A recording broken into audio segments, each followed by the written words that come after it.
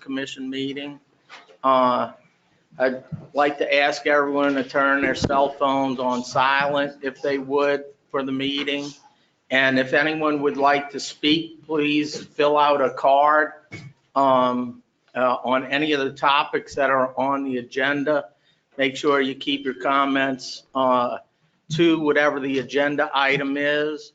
And if you have any general comments that you'd like to make at the end of the meeting, you can keep them to 3 minutes if you can, so we can keep the meeting moving along.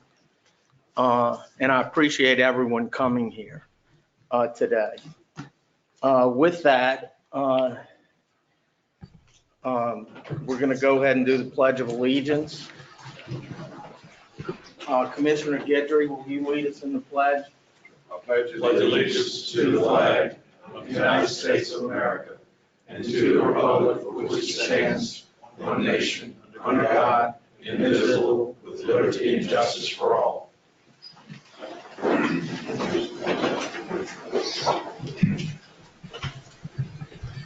Thank you. Ms. Falcon, would you do the roll call? Austin Sari. Here. Bill Hogan. Here. Chad Corbill. Here. Dusty Guidry. Here. Joe McPherson. Here. Bobby Simony. Here. Jerry Smicko is absent. Mr. Chairman, there are 6 commissioners in attendance, and we have a quorum. Secretary Monte is also present. Thank you very much. Look for a motion to adopt the minutes of the September meeting. So move. Second. A motion by Commissioner Guidry, a second by Commissioner McPherson. Hearing it, no one opposed to it. Motion carries.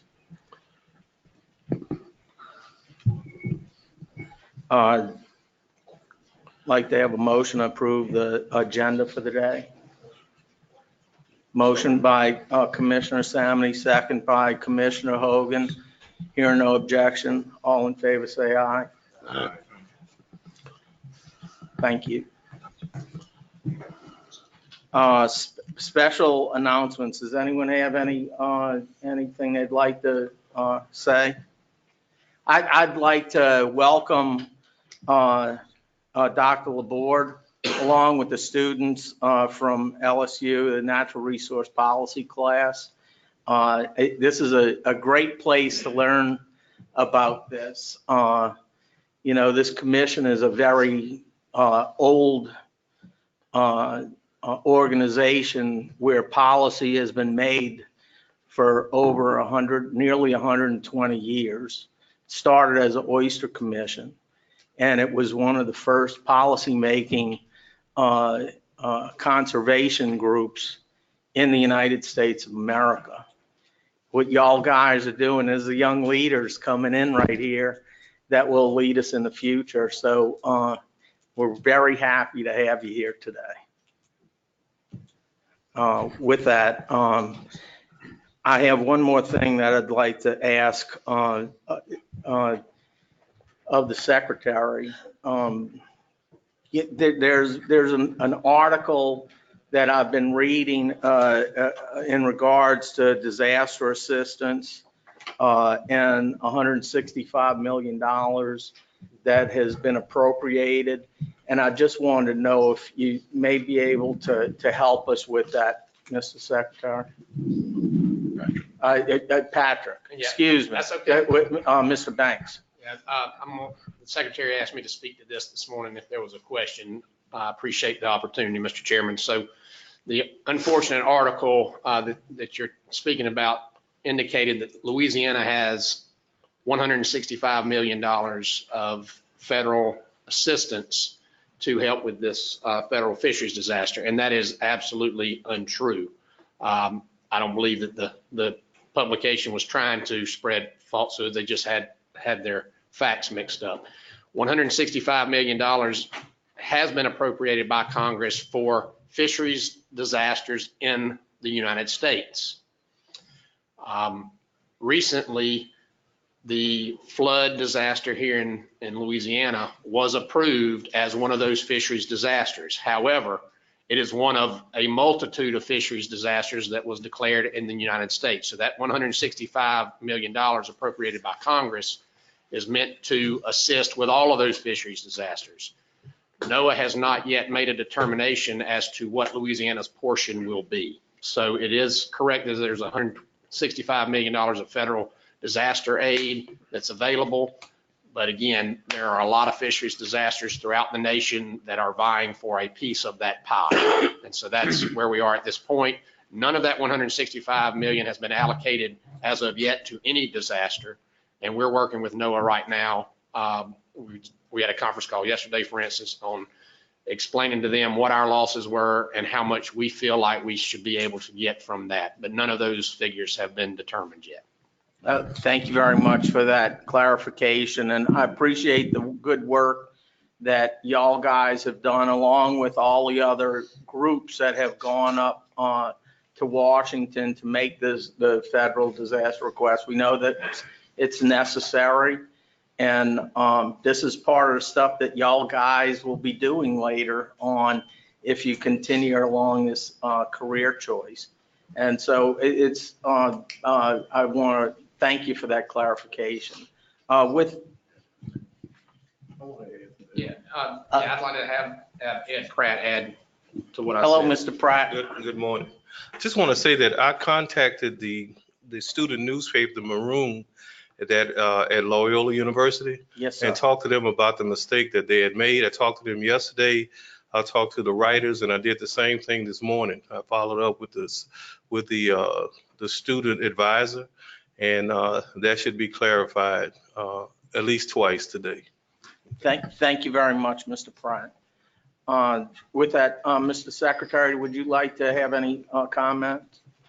Good. Thank you very much. We're going to go ahead and move on to the next item on the agenda then, which is enforcement report.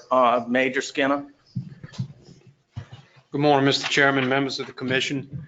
For the month of September, we had 9 boating incidents, 7 injuries, and 2 fatalities, 1,016 written citations, 379 written warnings, and 17 public assists.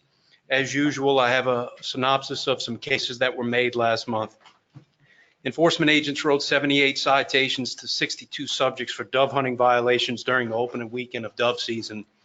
Citations were issued in Bossier, Caddo, Concordia, East Baton Rouge, East Carroll, East Feliciana, Madison, Morehouse, Point Capee, Rapides, Sabine, St. James, St. Martin, Terrebonne, Vermilion, and West Feliciana parishes.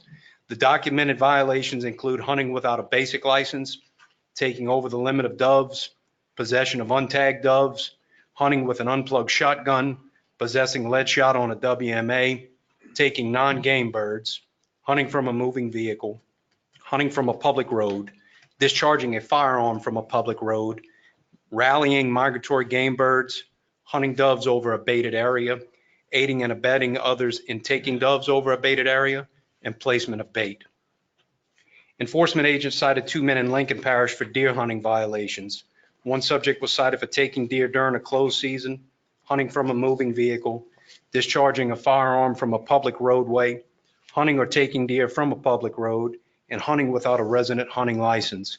The other subject was issued citations for possession of an illegally taken deer and hunting without a resident hunting license, and was later arrested by Louisiana probation and parole agents for violating his probation. Agents received information pertaining to closed season deer hunting and began investigating the complaint. After contacting the subjects, the men admitted to shooting deer from a moving vehicle on a public roadway. In addition to the criminal fines and possible incarceration, the subjects face civil restitution totaling $1,624 for the replacement value of the illegally taken deer. 2 alligator buyers and an alligator hunter were cited in St. Mary Parish stemming from a complaint. The buyers were cited for removing alligator tags, failing to maintain required records, illegal possession of alligators or skins, and intentional concealment of wildlife. Additionally, one of the buyers was also cited for failing to comply with alligator parts tagging requirements. The hunter was cited for failing to tag alligator upon taking and taking more alligators than he had tags for.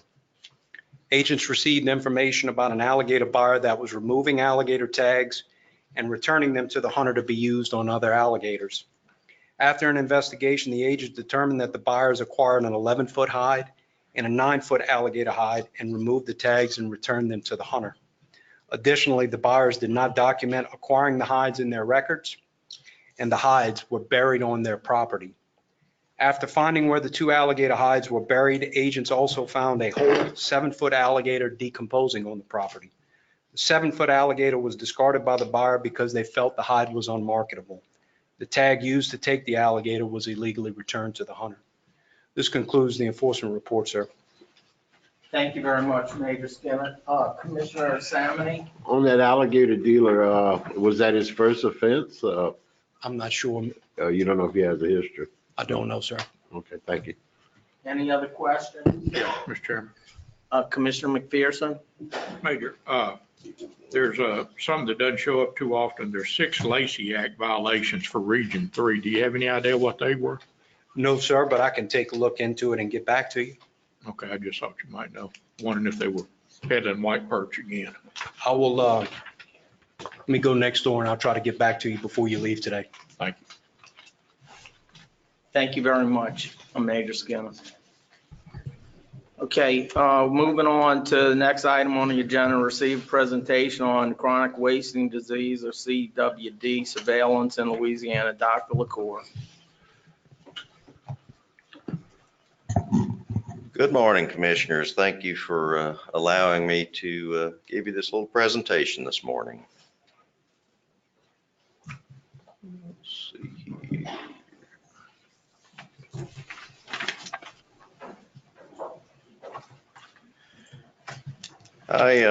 I didn't put a lot of information in there about chronic wasting disease. I think you've heard a bunch about it, but I will give a brief 30,000-foot overview because we have a lot of students and folks in the audience that may not be familiar with it. Chronic wasting disease is a neurodegenerative disease of cervids. That's animals in the deer family. So in Louisiana, we have white-tailed deer. Of course, it affects elk, mule deer, and many other species. It is caused by a prion, which is an infectious particle. This infectious particle is smaller than a virus, and it's extremely adept at surviving in the environment. So these animals take the prions in either orally or perhaps even through their mucous membranes.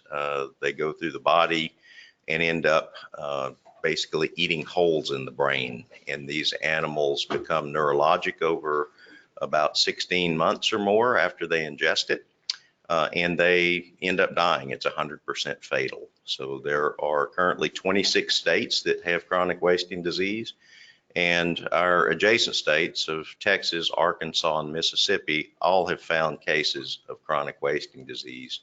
The closest case was in Issaquah County, Mississippi, and that was about 5 miles from our northeast border of our state. So as with many diseases, and all diseases really, it's better, it's cheaper generally, and more desirable to keep that disease out of the state rather than finding it and having to fight the disease. So we're going to talk a little bit about prevention of getting chronic wasting disease in Louisiana. Deer carcass importation restrictions were passed by this commission and went into effect March 1st, 2017.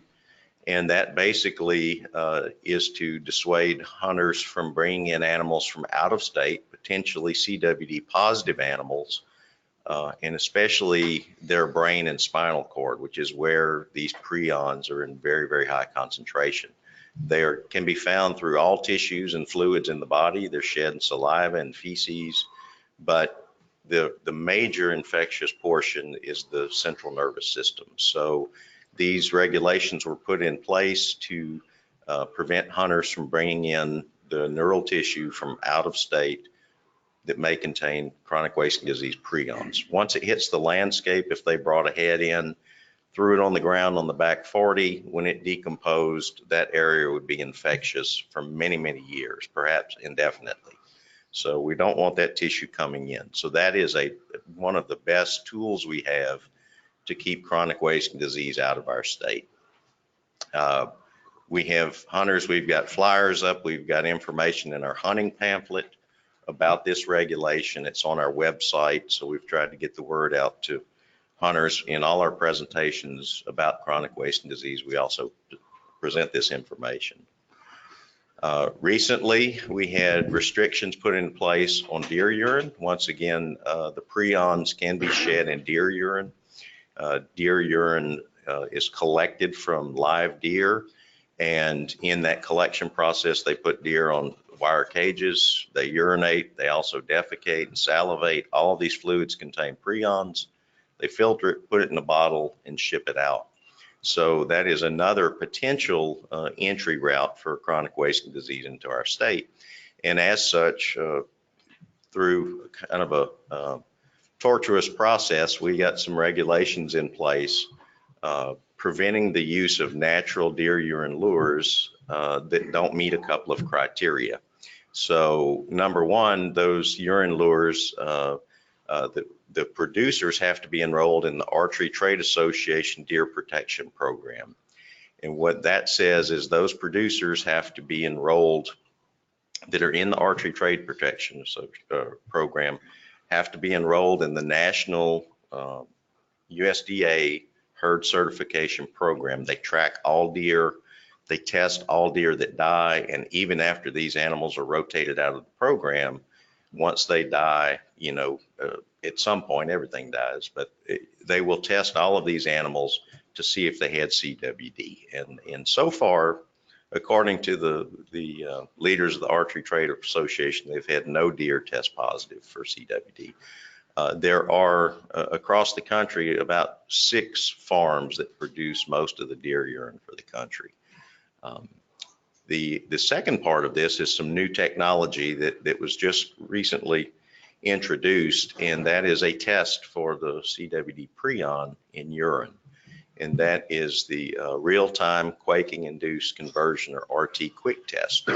And so Dr. Davin Henderson, did some work on this test. They have a license for this test, and they are currently testing commercial deer urine for the presence or absence of CWD prions before it hits the shelves. So our rule has mandated that any natural deer urine lures that are used in the state of Louisiana have to come from facilities enrolled in the Archery Trade Association program, and that urine has to be tested. And this is just an example of a label. This is for TT's Buck Wild Deer Urine Lure. You can see on the left side of that label, there's the Archery Trade Association seal. That is a trademark seal. On the right is a little diagram or emblem that says it was tested via the RT Quick method. So it's currently not legal for hunters to use natural deer urine lures unless they've gone through these 2 things and they're labeled as such.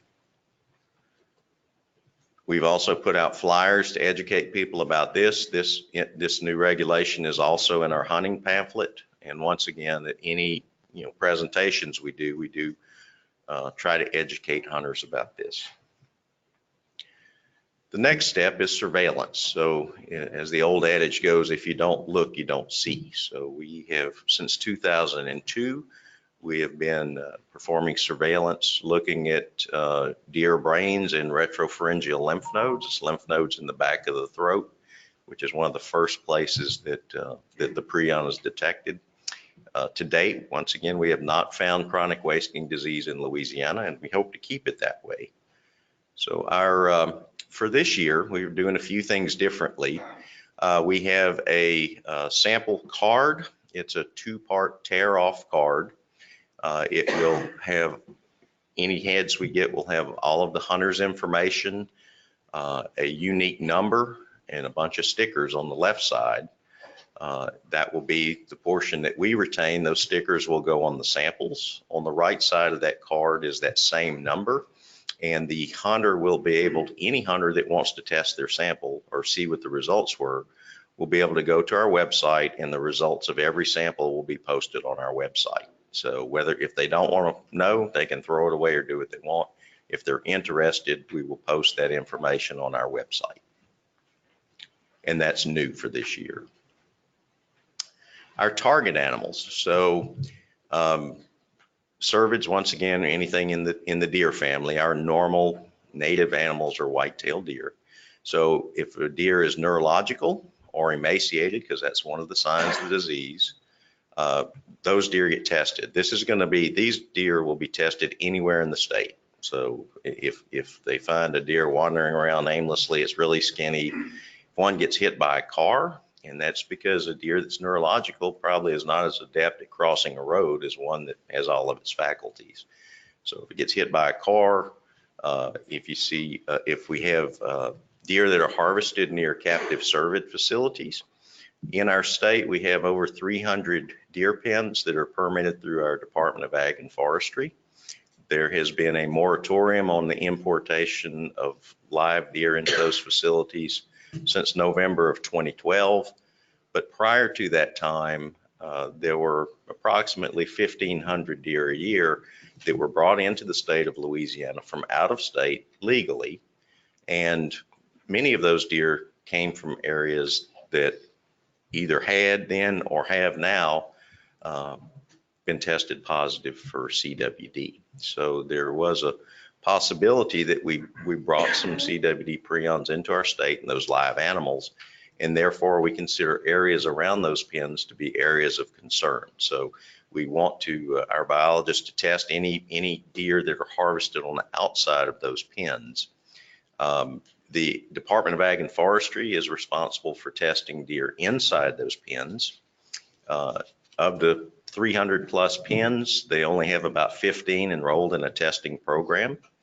And they generally test somewhere between 10 and 50 samples a year out of those pens. So we do consider that as a potentially infectious area in those pens. Also escape captive cervids, and that's animals that escape from those pens. Annually in Louisiana, we have deer that are killed that have ear tags that were in those pens. We have elk, we have red deer killed in the state that have escaped from those pens, and we consider those target animals as well. So anywhere in the state, any of these animals are found, we'll test them. Also, locations that are targets. Once again, parishes and locations near these captive cervid facilities, parishes bordering CWD positive states. So we're basically surrounded, right? So that's most of our border parishes.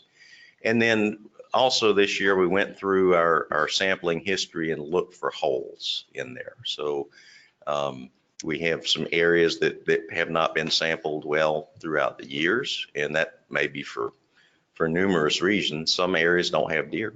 Some areas don't have many deer, so it's hard to get samples. Some places don't want to give samples. So those we're going to try to step up our sampling in those areas. So this is our plan for sampling, our routine sampling. Once again, all those target animals will be statewide. So for our parishes that we're asking our biologists to sample hunter harvested deer are the parishes in green on this map. And you can see it's the majority of the border parishes. Those are also parishes with high harvest rates. Some of them, they have captive cervid facilities in some of them. And we're going to target those animals this year.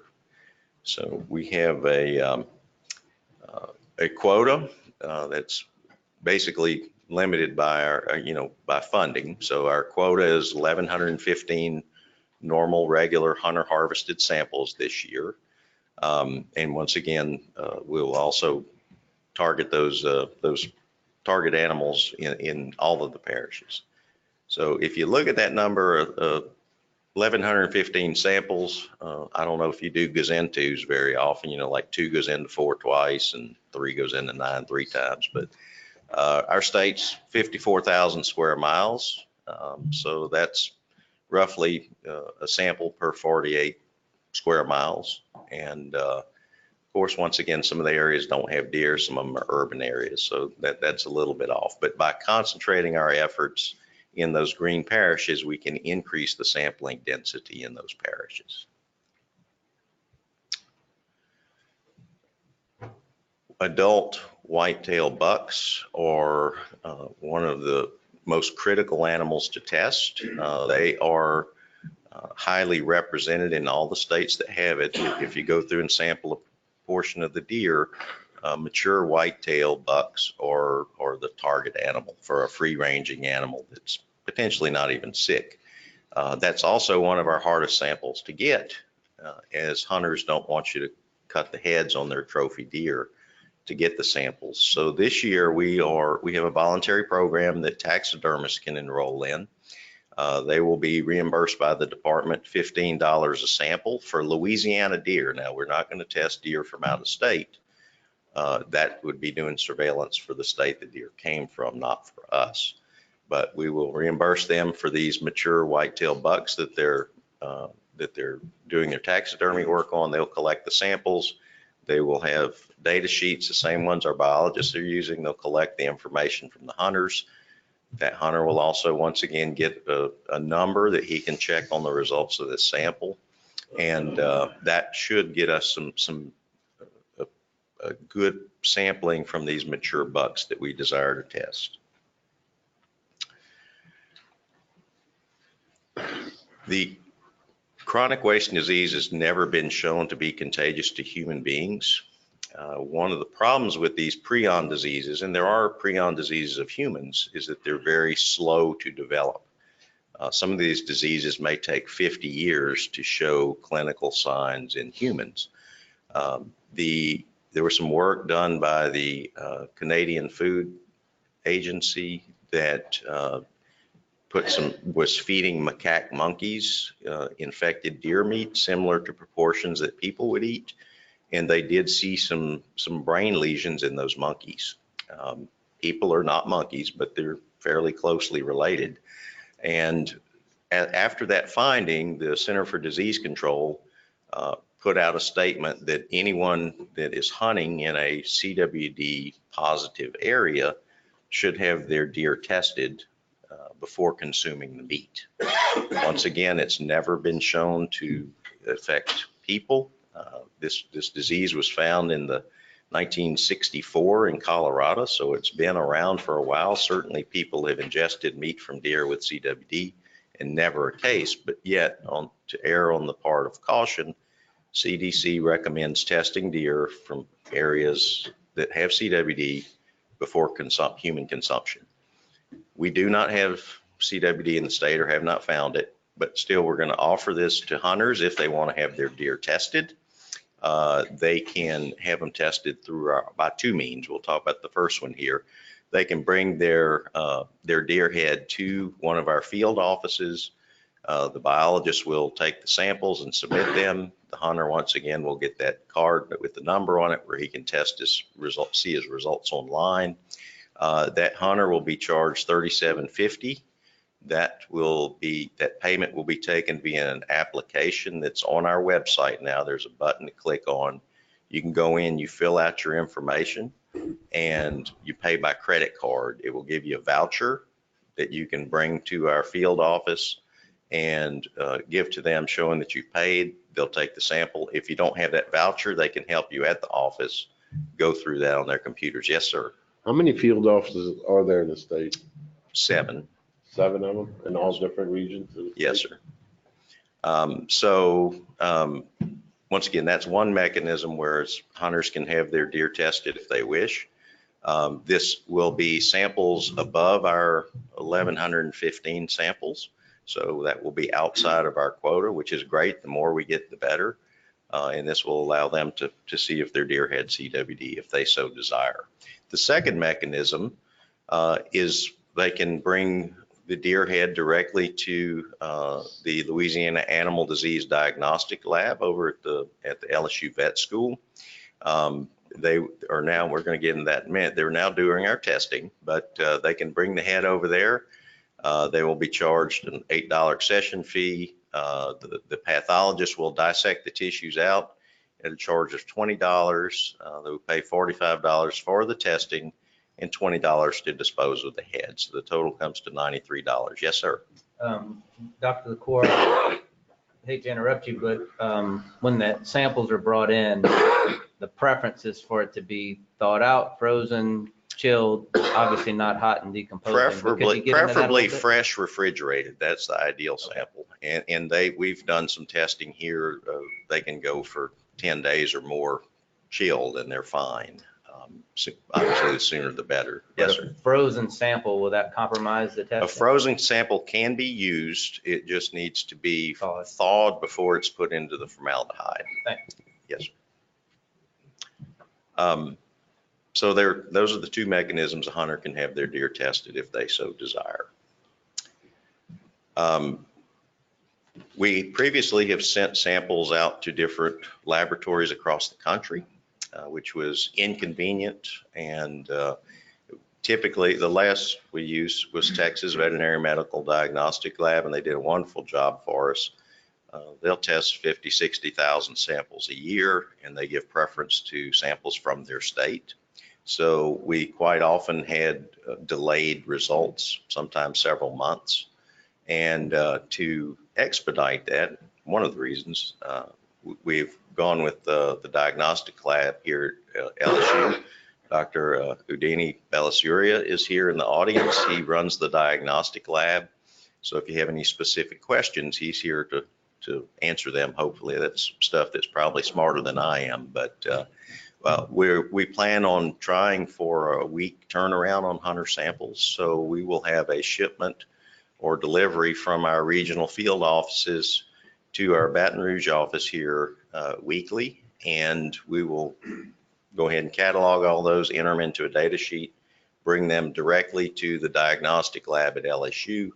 And within 72 hours or so, they should be able to have us results. So we're looking for about a week turnaround, which is going to be super for us.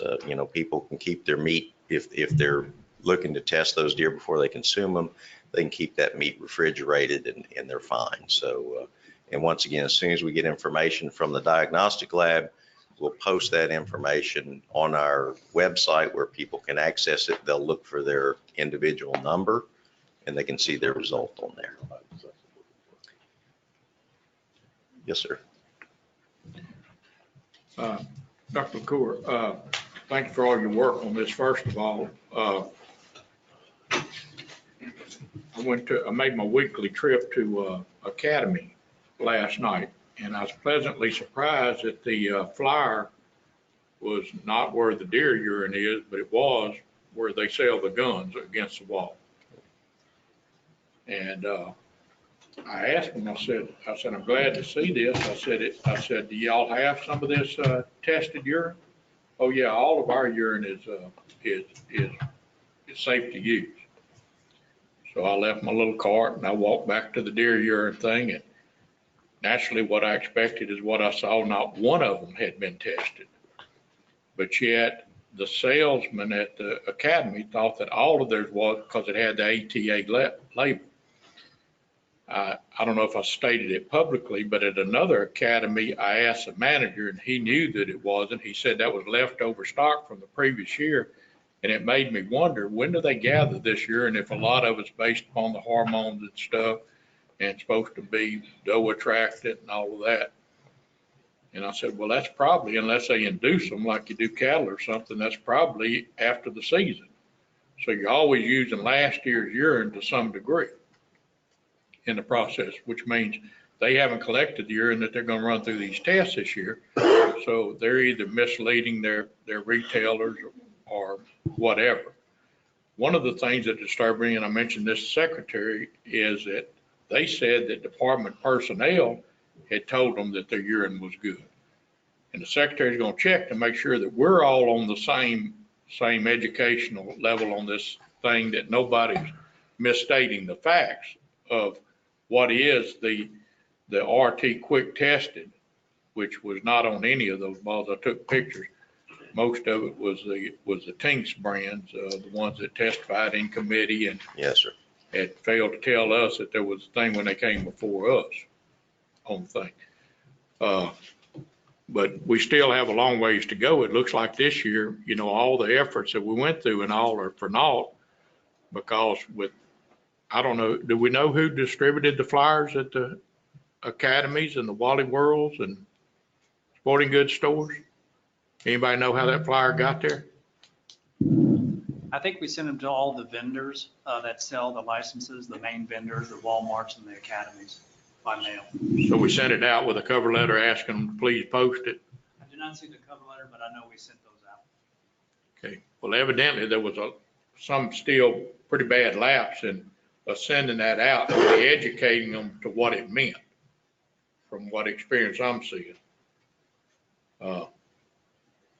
I teach my employees, only expect what you inspect. You got to go behind and see what effect you had.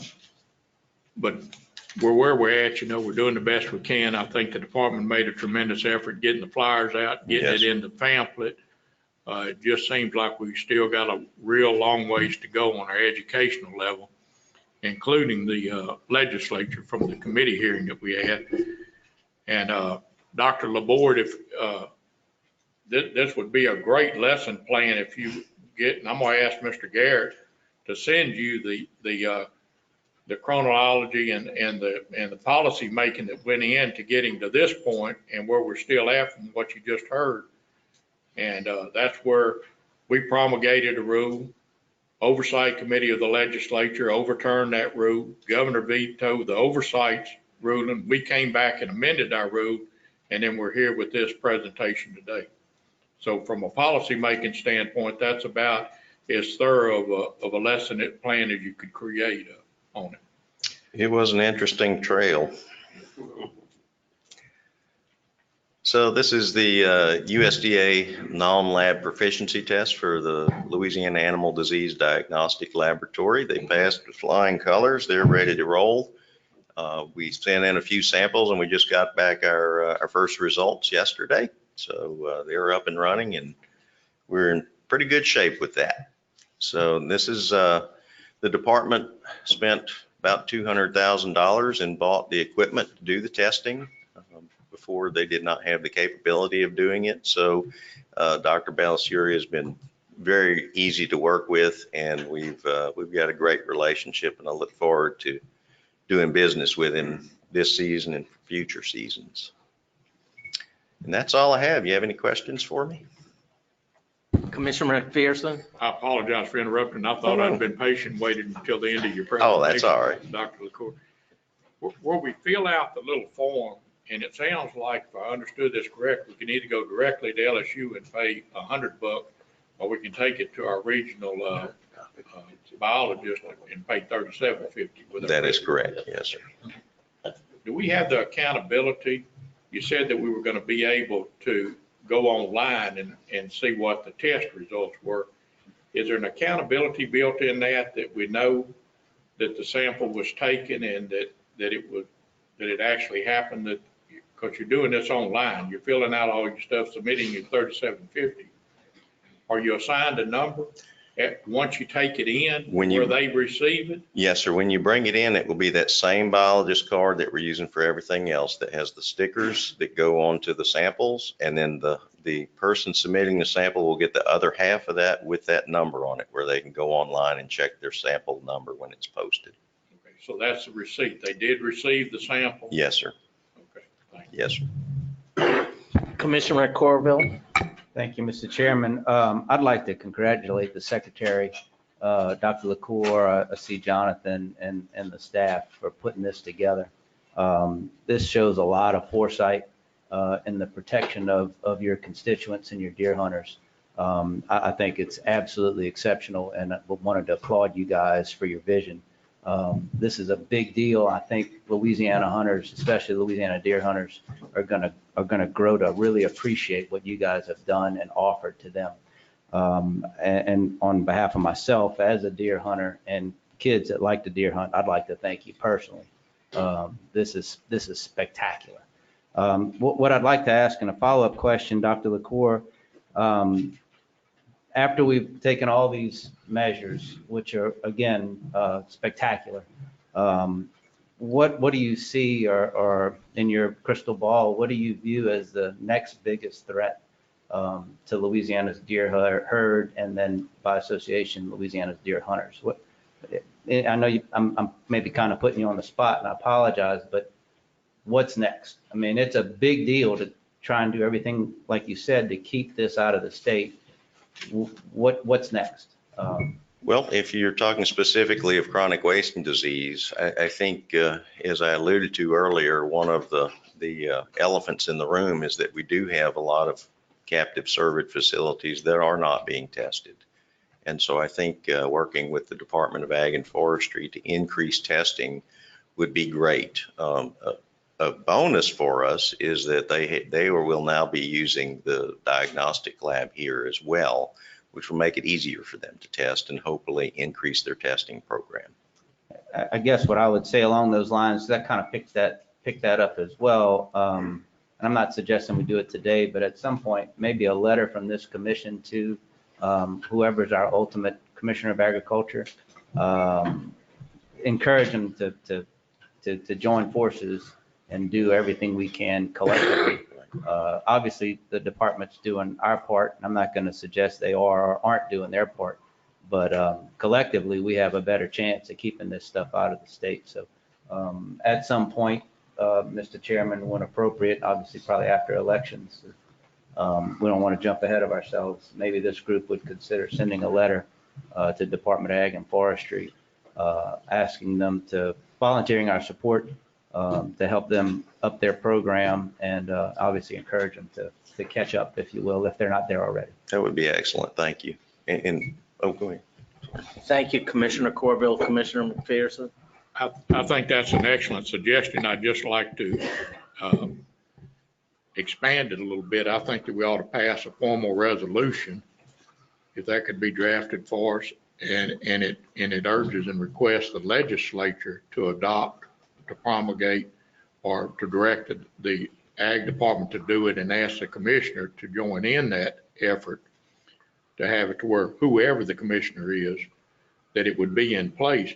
And it was like when their veterinarian came and testified before us to find out that they don't test animals that die of unnatural causes, that there's no requirement. So how silly is that? But I know very carefully, very intimately, the evolution of how deer pens got under the Commissioner of Agriculture, and I got no real confidence that that wouldn't continue to play out. And so I think that we ought to do it to whatever degree we can, but urge and request the legislature to take action on this and urge the commissioner to be involved in that resolution. Thank you very much, Commissioner McPherson. We'll work on that and maybe in December, January, we can try to put something together. The department will work on that. And if I could have just 1 second for Yes, a Dr. related LaCour. subject, Sure. and just in case you get questions, CDC just the other day made a press release that tuberculosis in deer is contagious to humans. My phone's been blowing up. You may get questions. Tuberculosis in deer is present in some states, particularly in Michigan, up in the northern part. We have never found a case of tuberculosis, bovine tuberculosis in deer in Louisiana. And as such, at this point, it is a non-issue. So Well, it's not prevalent. Is that correct? It's not prevalent at all. We've never found a case in Louisiana. And other than the state of Michigan, is that the only place? Or? There's some out west in the Yellowstone area that goes about from time to time. So. Well, that's good to know because, I'm sure if you've been getting questioned that they'll start, we'll be getting some questions as well. And it's good to know. If I may, it would be maybe a good idea after hearing the discussion that we put out some new press release in regards to the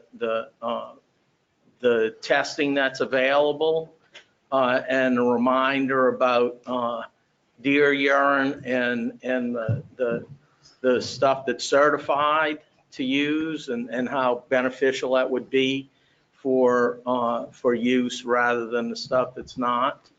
Because And if we could get the news media involved with that as well, just so, that people are made aware of the things that we talked about here today. Commissioner I'm McPherson? gonna take one more little bite. Dr. LaCour, there's what, a couple of hundred captive deer pens in the state? Just over 300. Over 300. How many of those are where people have deer in 200, 400 acre enclosures and actually hunt, or 1,000 acre enclosures, and it's for their private hunting as opposed to commercial deer pens?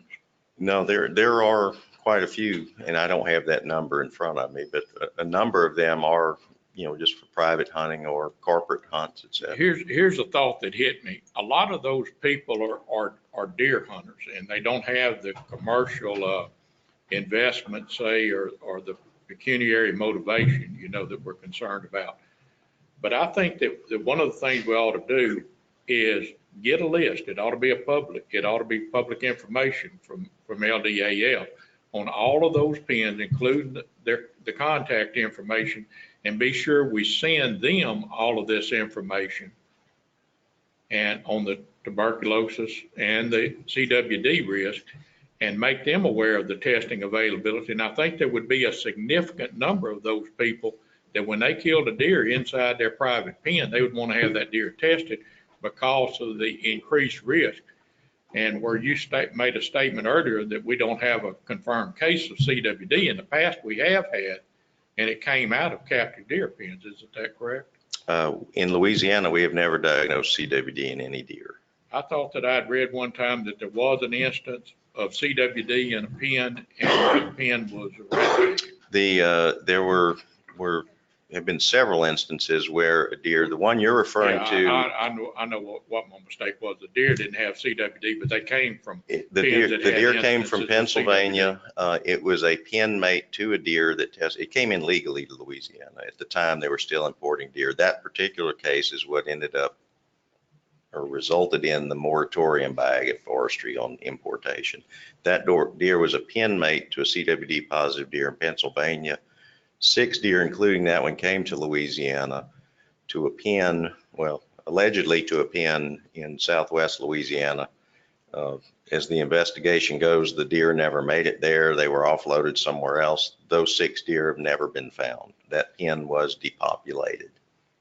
It's just a suggestion, but I would suggest that we get that list, that we make them aware that they're at increased risk because of the history of pen-raised deer, and it would be prudent on their part to have their deer tested now that we have this availability. Yes, sir, we can do that.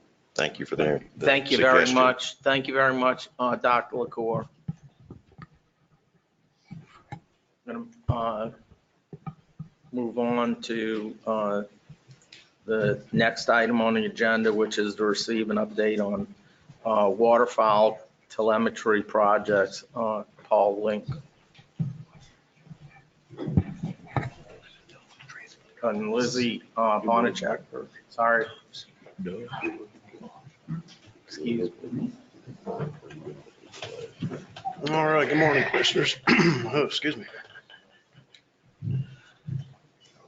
Today I'm here to give you an update on 3 projects. The first of which you've heard about before. I've been here a few times giving you an update on the White Front project. The second one, I just kicked off a pilot project, so we're done with the pilot year on, and then the last one is an upcoming project I'm going to be assisting some out-of-state researchers with. Going to try to go through this pretty quick. I got a lot of slides, and they told me to try to keep it around 15 minutes, so we'll get going underway here.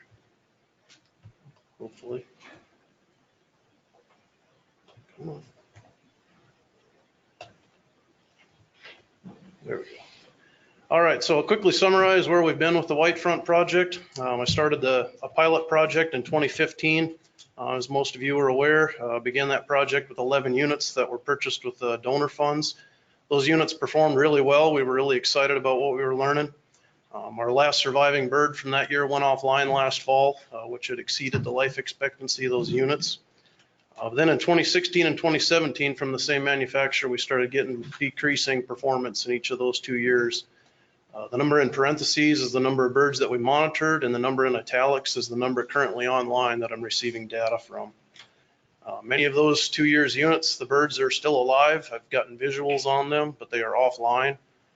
At least 6 individual birds that we've been able to verify through a spotting scope or through photographers' high-powered lenses that we know those birds are alive, but just carrying dead units around with them. So last fall, I switched to a different manufacturer, a Lithuanian-based company, and I'm really glad I did. Those units performed exceptionally well, and they were also a lot cheaper. Those things didn't skip a beat and performed nearly flawlessly all winter. I'll quickly summarize the trapping last fall. It was a bear. Most of you that know that hunt white fronts know how poor the numbers were last fall, and we had a lot of water on the landscape. So those that were here were scattered out. They were incredibly hard to pattern. Recall catching these things without any bait or decoys or other attractants. So it was an incredibly painful fall trying to deploy that number of units. I caught birds on 5 different sites at 4 different properties, beginning on Eagle's Nest, which is a privately owned farm up near the Arkansas line. I caught those birds on the 28th of October and deployed the last unit, which was a hunter recovered unit, on the 3rd of March at Lacassine National Wildlife Refuge. Took literally hundreds of hours. This was literally my 2nd and sometimes 3rd full-time job throughout the winter trying to get all these things caught. Captured bird on 12 different sets. We missed a couple times where the birds weren't where we thought they were because we had hit everything so well and we were a long ways away. Didn't catch on probably well over 100 other nets that I set that were hopeful places that the birds simply didn't return to. And numbers of birds captured per catch ranged from 1 to 162. Some of those sets were up to 5 different rocket nets that were fired simultaneously. I collared 29 females and 3 males. As you probably recall from previous, I'm trying to do unpaired adults here since they tend to pair for multiple years. We've kind of made those decisions on which cohort we were going to radio mark based on what we caught. Sometimes I'd only catch a single adult male, and obviously, as tough as last fall was, I wanted to deploy as many units as possible. I am collaborating with some folks, though, that are primarily interested in breeding season stuff, so when possible, I'm trying to put them on adult females. So that's why we have a lot more females than males monitored. On to the habitat use data that we collected last winter. My techs, Brett and Kyle, ground truthed about 94% of all the in-state locations selected by radio mark birds. That was a pretty monumental feat. We had birds literally from the Arkansas line all the way down to the coast, and they were able to get to 94% of them. Those few locations that they weren't able to get to, a lot of times there were places where they just physically couldn't get their eyes on the field. A few instances where landowners denied permission to access, and there were a handful of places where we both couldn't find the landowner and the field that the bird had been using had been manipulated in the time since the bird had been there. So we couldn't kind of collaborate with the farmer or with the landowner on what the field may have looked like when the birds were there. So we're going to leave those as unknowns. That gives us 3 good years of ground truthing data. Pretty confident that we're going to have what we need there. So we are moving on from that. So no more ground truthing as we move forward. During the 2018-19 hunting season, 6 birds shot and reported by hunters. I was able to get 3 of those redeployed throughout last winter where they were shot early enough in the season. We still had white fronts around. I was able to redeploy them. Another was suspiciously found by a feedlot operator and recovered by a South Dakota game warden, and we had 1 go offline in a spring blizzard in North Dakota. So overall, to only have 2 birds that are unknown and accounted for is pretty incredible. We're pretty impressed with what we're learning there. So where are they now? As of yesterday, all but 2 of our birds that had disappeared at the tree line this spring in Prairie, Canada have returned from the Arctic. Our first bird didn't arrive to Prairie, Canada until the 31st of August, which is quite a bit later than previous years. And a lot of them didn't come online until the 15th to the 18th of September. In fact, a couple of them have just come online in the last couple of days. As of Tuesday of last week, we still had one that was in Alaska. So things, for whatever reason, seem to be late. Production reports from the Arctic weren't very good from this summer, especially in the Eastern Arctic. The banding crews up there reported just 0.1 gosling per adult. So this is 3 solid years in a row of pretty abysmal production from the Eastern Arctic. So it's probably going to be another adult-heavy, difficult-to-hunt population this fall. So what you're looking at here with this map is most of our birds, there's those 9 from previous years. Some of those are trickling in data late. They didn't plot those on this map. But the data here is June 1st through yesterday. So it shows their implied breeding locations and then their south migration to where they currently are. You'll notice all of them are stacked up in Alberta and Saskatchewan right now. We had a pretty interesting divergence between East and West Arctic this year that we haven't seen the last 3 years. For whatever reason, we didn't have birds in the Central Arctic. Not quite sure why that would be, but you see a little more than half of them went to Nunavut, and the other half were between the North Slope of Alaska and the Yukon, with several birds more than 200 miles inland, which isn't real common for those birds. Typically, they're on the coast. So what's next? Brett, my technician who's worked on this project, Ground Truth, in the last 2 years, is going to be returning next week. He's going to primarily be focusing on cleaning up the data set for this Ground Truth data. We've got a couple million data points, lots of data going back several years. So he's going to be scrubbing that data, helping it get ready for analyses and future publication. I'm collaborating with Bart Ballard, Mitch Wiegman, and their 2 PhD students on a lot of collaborative stuff with migration and breeding data. Their students have actually got a few things in press right now that have utilized a lot of this data. And lastly, again, we finally have a high-performing unit, so I'm hoping to continue to deploy transmitters for at least 2 more years to look at the fidelity and winter phylopatry information to really try to get in the weeds to answer the questions about why these birds are making the decisions they are across different year variables. And speaking to fidelity, this is my oldest functioning unit that's still online right now. This is a bird we called LPI-3. It's a 2016 bird that we deployed. The purple line on this map is 2016. You can see the line coming from the manufacturer in New Jersey when that unit got sent to me here. Blue is 2017, red is 2018, and black is this season that we're in right now. You'll notice she had a pretty similar spring migration north, the little arrows on there. Hopefully you can see the directionalized arrows that show her spring and fall migrations. But she typically chases the ice line in the spring going up north through the Nebraska and the eastern Dakotas along the Missouri River. She stages in the same areas in Prairie, Canada, Saskatchewan and Alberta. And then on her way up, she's stopping inland in the interior Alaska on the McKenzie River Delta. She does that repeatedly, literally within a few hundred meters of the same place. And at that time of the year, that McKenzie River Delta, it's nothing but ice and rocks. But for whatever reason, she stays there between 10 and 14 days each year before finishing off her migration up to the North Slope coastal area. And then on a return flight, she again does the same thing, staging in Prairie, Canada and Alberta and Saskatchewan. 1 year, she stopped in Missouri for a couple days, but other than that, she's returned to Southwest Louisiana, and she's wintered almost entirely on the same farm northeast of Gaydon each of those winters that she was down here. So these are the type of information that's going to be incredibly valuable as we move forward, to have the same bird online in multiple seasons and try to look at the different effects of, sorry, I just got a restart postpone button for updates on the screen here. So this is going to be the important stuff of looking at the same individual to see how she responds to different winters.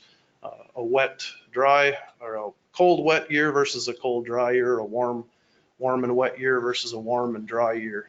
So this is going to be the really cool stuff as we move forward that hasn't been able to be answered until we get this technology, but there's incredible phylopatry with these birds from what I'm seeing so far. Up next is a project that I just started last spring. This project seeks to identify the migration routes, timing of migrations, important breeding, staging, and wintering areas for blue-winged teal. This was a pretty easy project for me to take on, as I'm already doing a lot of blue-wing work in the spring with SCWIDUS, the University of Georgia's Southeast Cooperative Wildlife Disease Study. This spring was my 7th year working with them, doing an avian influenza project. As such, also, I've built a pretty large banding data set for blue-winged teal, but there are some limitations, obviously, with bands that you just get 2 data points. You get when and where the bird was captured, and then the big if it's re-encountered, when and where that is. There's a lot of assumptions built in with a lot of these birds that are believed to be Central and South American migrants. So radio transmitters are a pretty exciting thing for understanding where they go in between. So last winter, upon hearing that the same manufacturer that's making these pretty successful goose collars for us, we're getting ready to unveil a 10-gram GPS GSM unit. I ordered 10 of them to secure a place in the production, and then went to work trying to find donors to help pay for them, kind of as a pilot project. We were able to put that together pretty quickly. I put together a full-blown proposal to try to turn this into a full-blown research project, and since then we've actually turned it into a master's project for that technician of mine, Brett, that's been working on the Whitefront project for the last couple of years. So still have a little bit of funding to work out to complete that project as currently proposed.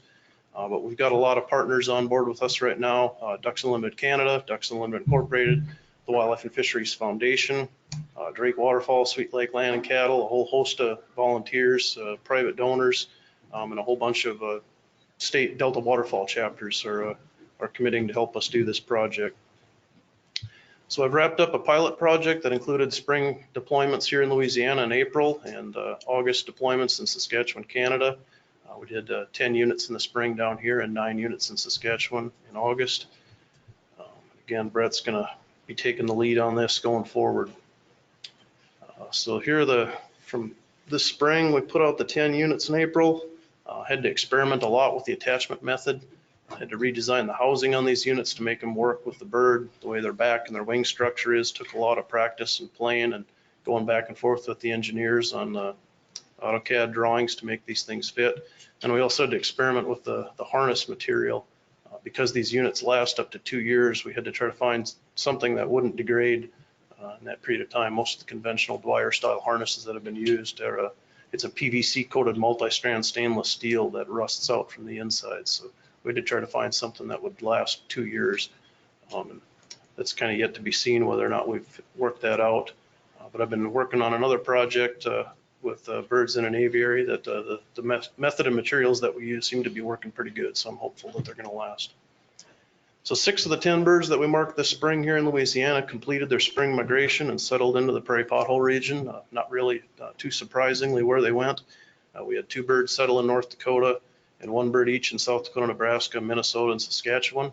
The Saskatchewan bird actually settled in central North Dakota for a few weeks and was likely depredated. Her nest was likely depredated based on her movements. And then she made that molt migration to Saskatchewan and never attempted again. The bird in kind of southwest Minnesota, she was killed on her nest in late July. Through some colleagues, I got a wetland technician from the Litchfield, Minnesota Wetland Management District to go look for her. She found bits and pieces of bones and feathers, and most of the carcass of the bird about 6 feet away from her nest, but could not relocate that transmitter. Again, these things are really small, and it was in a dense nesting cover CRP field with chest-high grass. So she spent a couple hours out there, but couldn't relocate that transmitter for redeployment.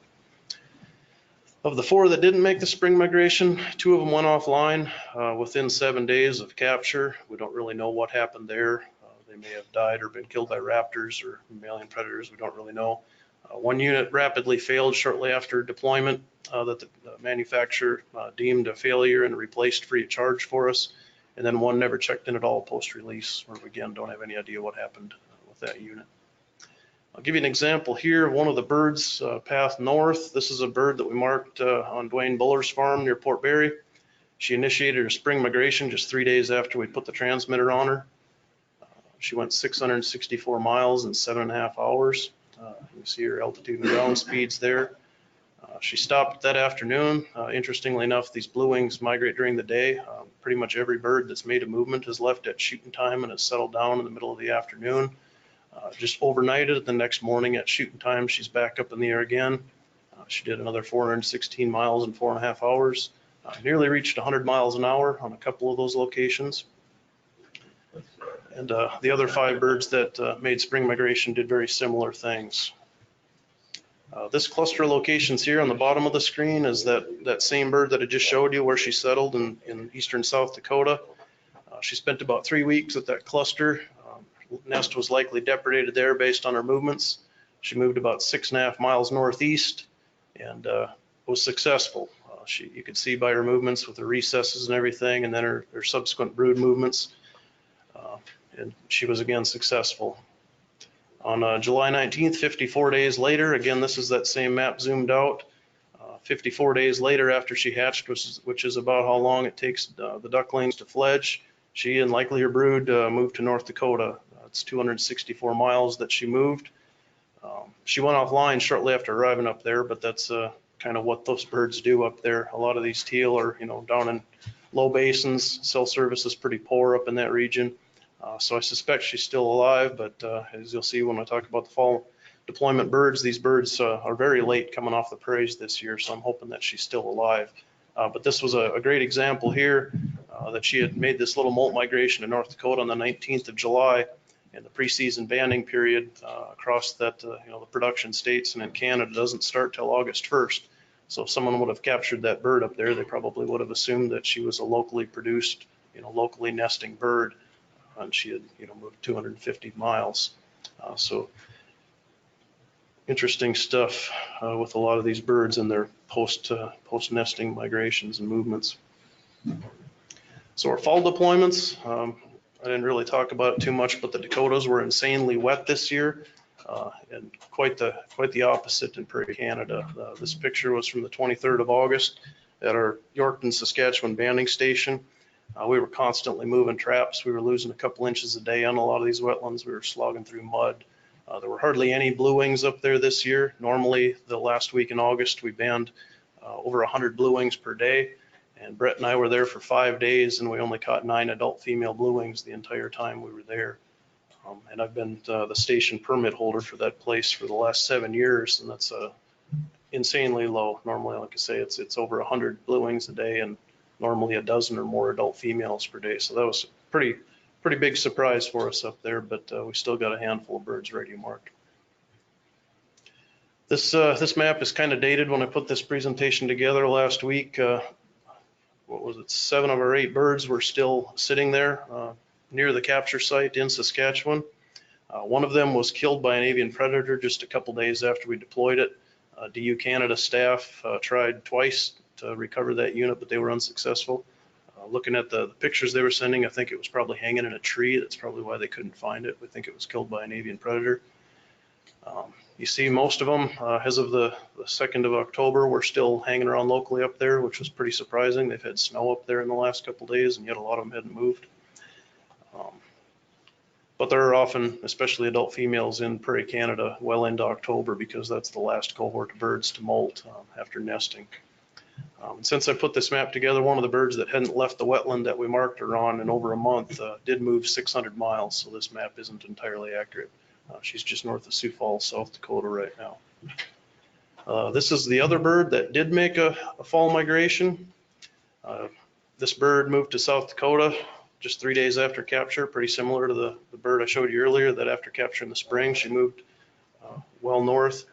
This bird on the 13th of September left South Dakota and moved down to southeast Kansas. She did 595 miles in about 7.5 hours, again during the daylight hours. The very next morning, she moved another 425 miles.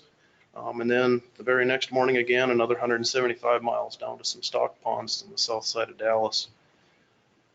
Over the next couple days, she moved about 35 more miles, bouncing around between farm ponds, cattle ponds, dugouts, and everything.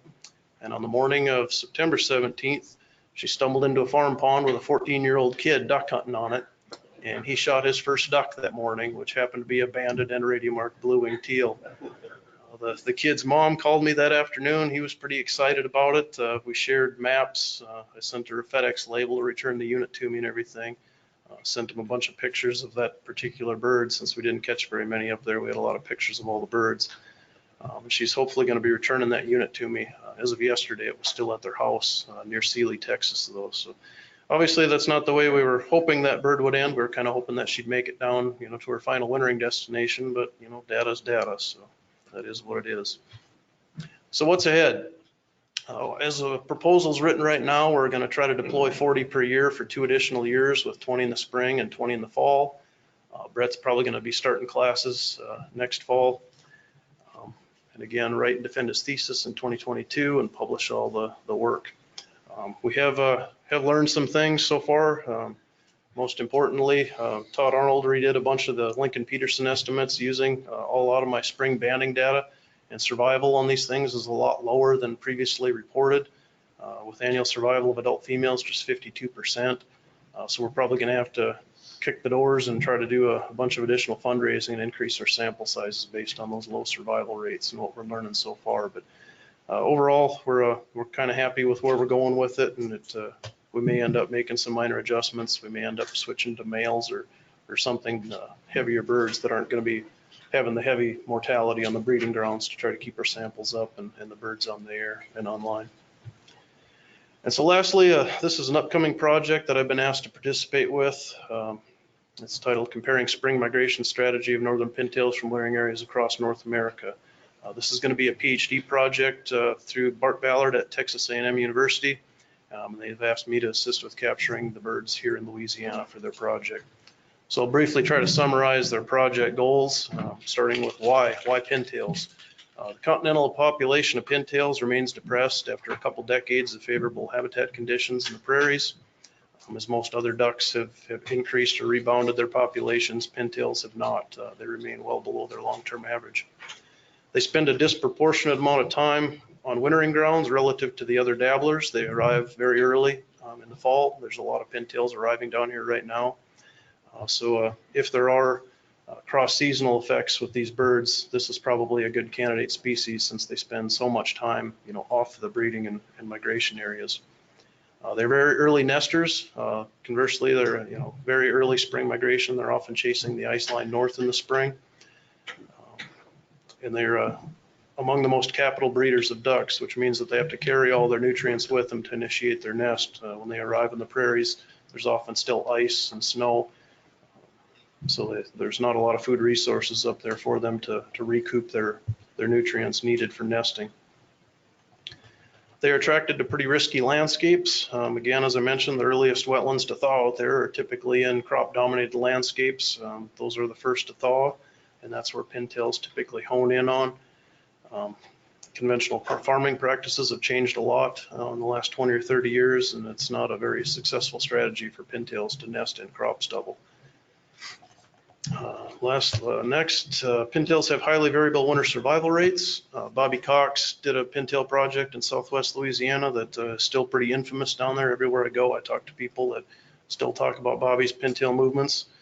He had a really low winter survival for Louisiana pintails throughout the winter, whereas some more recent work in California has shown really high survival of pintails. So that's the reasoning for these folks wanting to do a large project across a lot of different wintering areas, deploy units across a huge landscape to try to tease apart that variation. And lastly, there have been many changes in the wintering, staging, and breeding areas, most of which are not positive for pintails. These include loss of beneficial crop types, increases in fall tillage, especially in the southern reaches of the prairie pothole region due to the lengthy wet cycle that we're in right now, and a lot of conversion of native prairie and loss of CRP, contributing to a lot less nesting cover on the landscape. So these are their objectives. The first is to compare spring migration strategy of female pintails from the various wintering areas.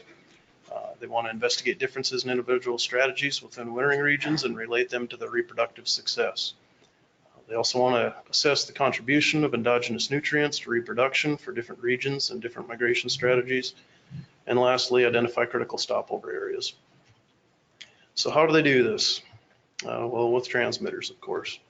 They've selected 15-gram GPS GSM units.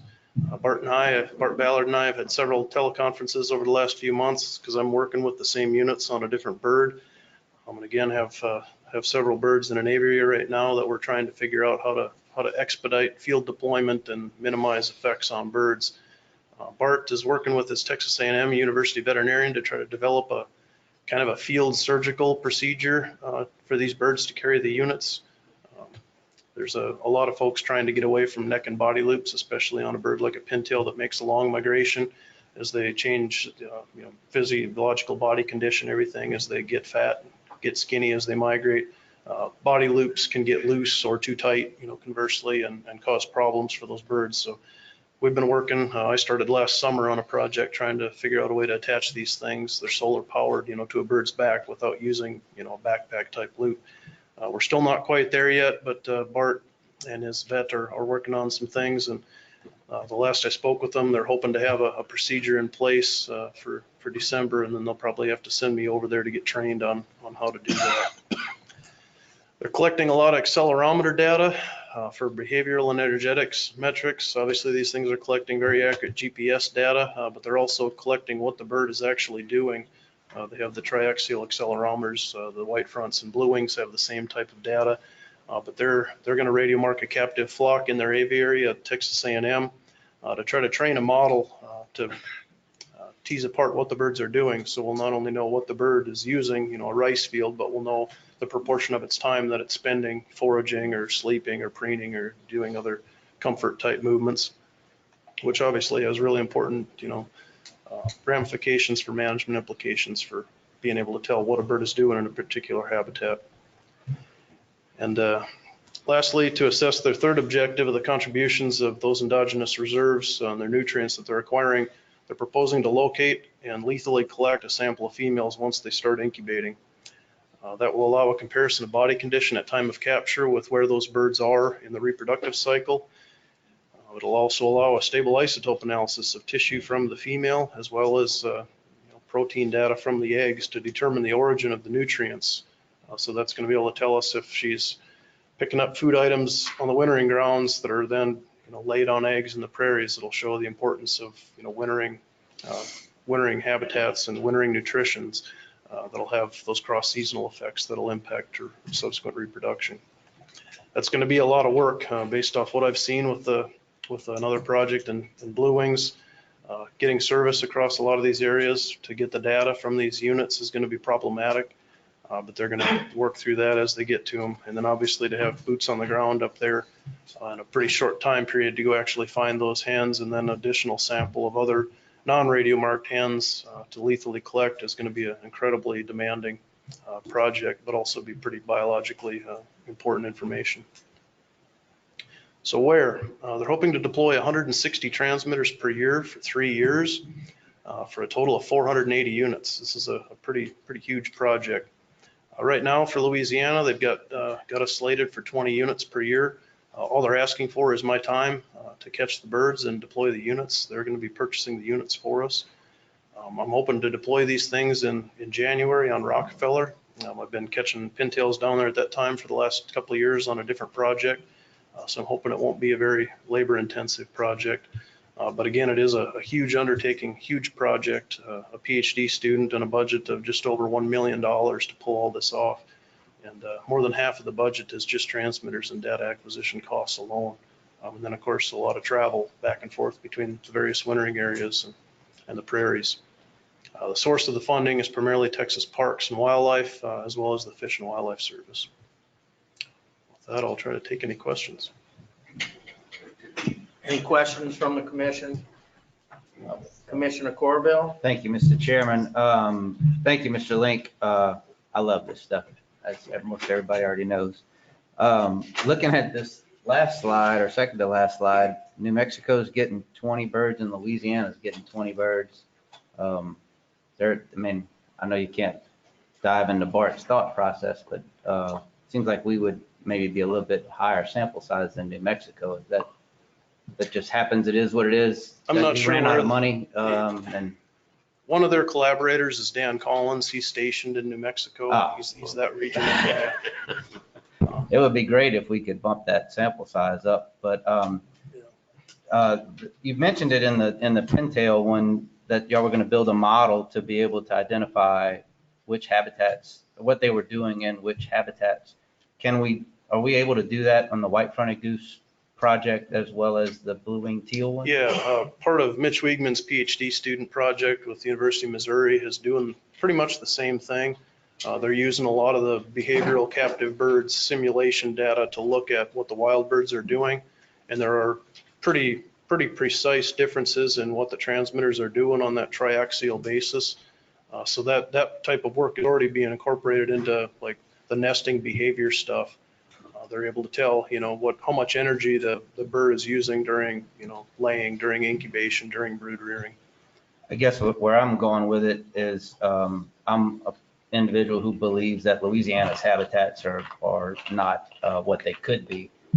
So the wintering habitat data collection and site selection data that we're getting, and I know a lot of this stuff is going to take time to publish and cipher through all the data and what have you, but at what point can we get information out to duck managers or habitat managers and frankly, duck hunters who fund most of that habitat management, where we can show them that, look, boys and girls, this is, we don't have a steering wheel on these birds. They're making a conscious choice and they're selecting this at this particular time of the year. It might be advisable to start managing for those types of habitats. How far are we away from being able to expose Louisiana's waterfowl pursuers to that kind of data from any of these things? Well, I can tell you from the White Front project with ground truthing that's already happened for the last 3 years. Landowners have been seeing.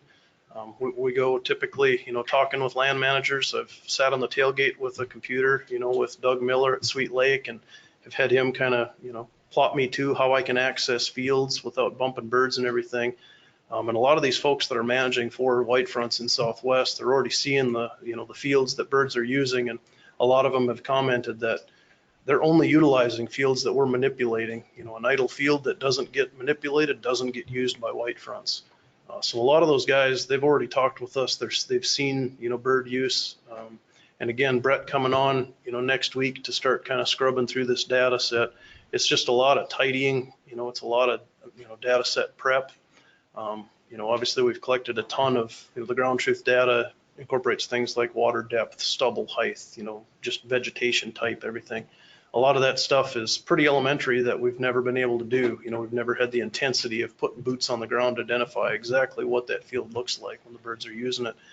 But I'm kind of envisioning probably within about 6 months, we'd have that analysis complete. And then probably a couple more months to get it through, a peer review process and in press. And then maybe we can get that on our website at some appropriate time where Joe Schmo, waterfowl hunter, can go out there and look at it and learn a little bit more about the thing that they're pursuing. That would be spectacular. And I hate to drag this on too long, but we have telemetry units on model ducks right now, don't we? That's what Lizzie's going to talk about next. Oh, okay. Well, cool. Sorry, I jumped ahead of you. And then I noticed something in Delta's magazine that they were talking about putting units in Arkansas and Louisiana. Have they reached out to you guys yet to say, here's a big pile of money? We were supposed to have there have been a couple teleconferences that I haven't been on. I was just invited onto that committee. We had a teleconference yesterday that didn't get a very good turnout. I think we were probably going to talk about it yesterday, but there weren't any representatives. It was basically about 4 or 5 of us that were on the call, as opposed to the 18 or 20 that should have been. But I'm not aware of any plans to deploy them here. Nobody has reached out to me about assistance with capturing those birds. I guess what I'm excited about is I'm not convinced that this technology could show us all kind of stuff that we didn't know about ducks, especially ducks that make it to Louisiana, but it may prove some things that we thought we knew and we really don't. So I'm excited. I hope the fundraising efforts continue. I hope the department continues to support it.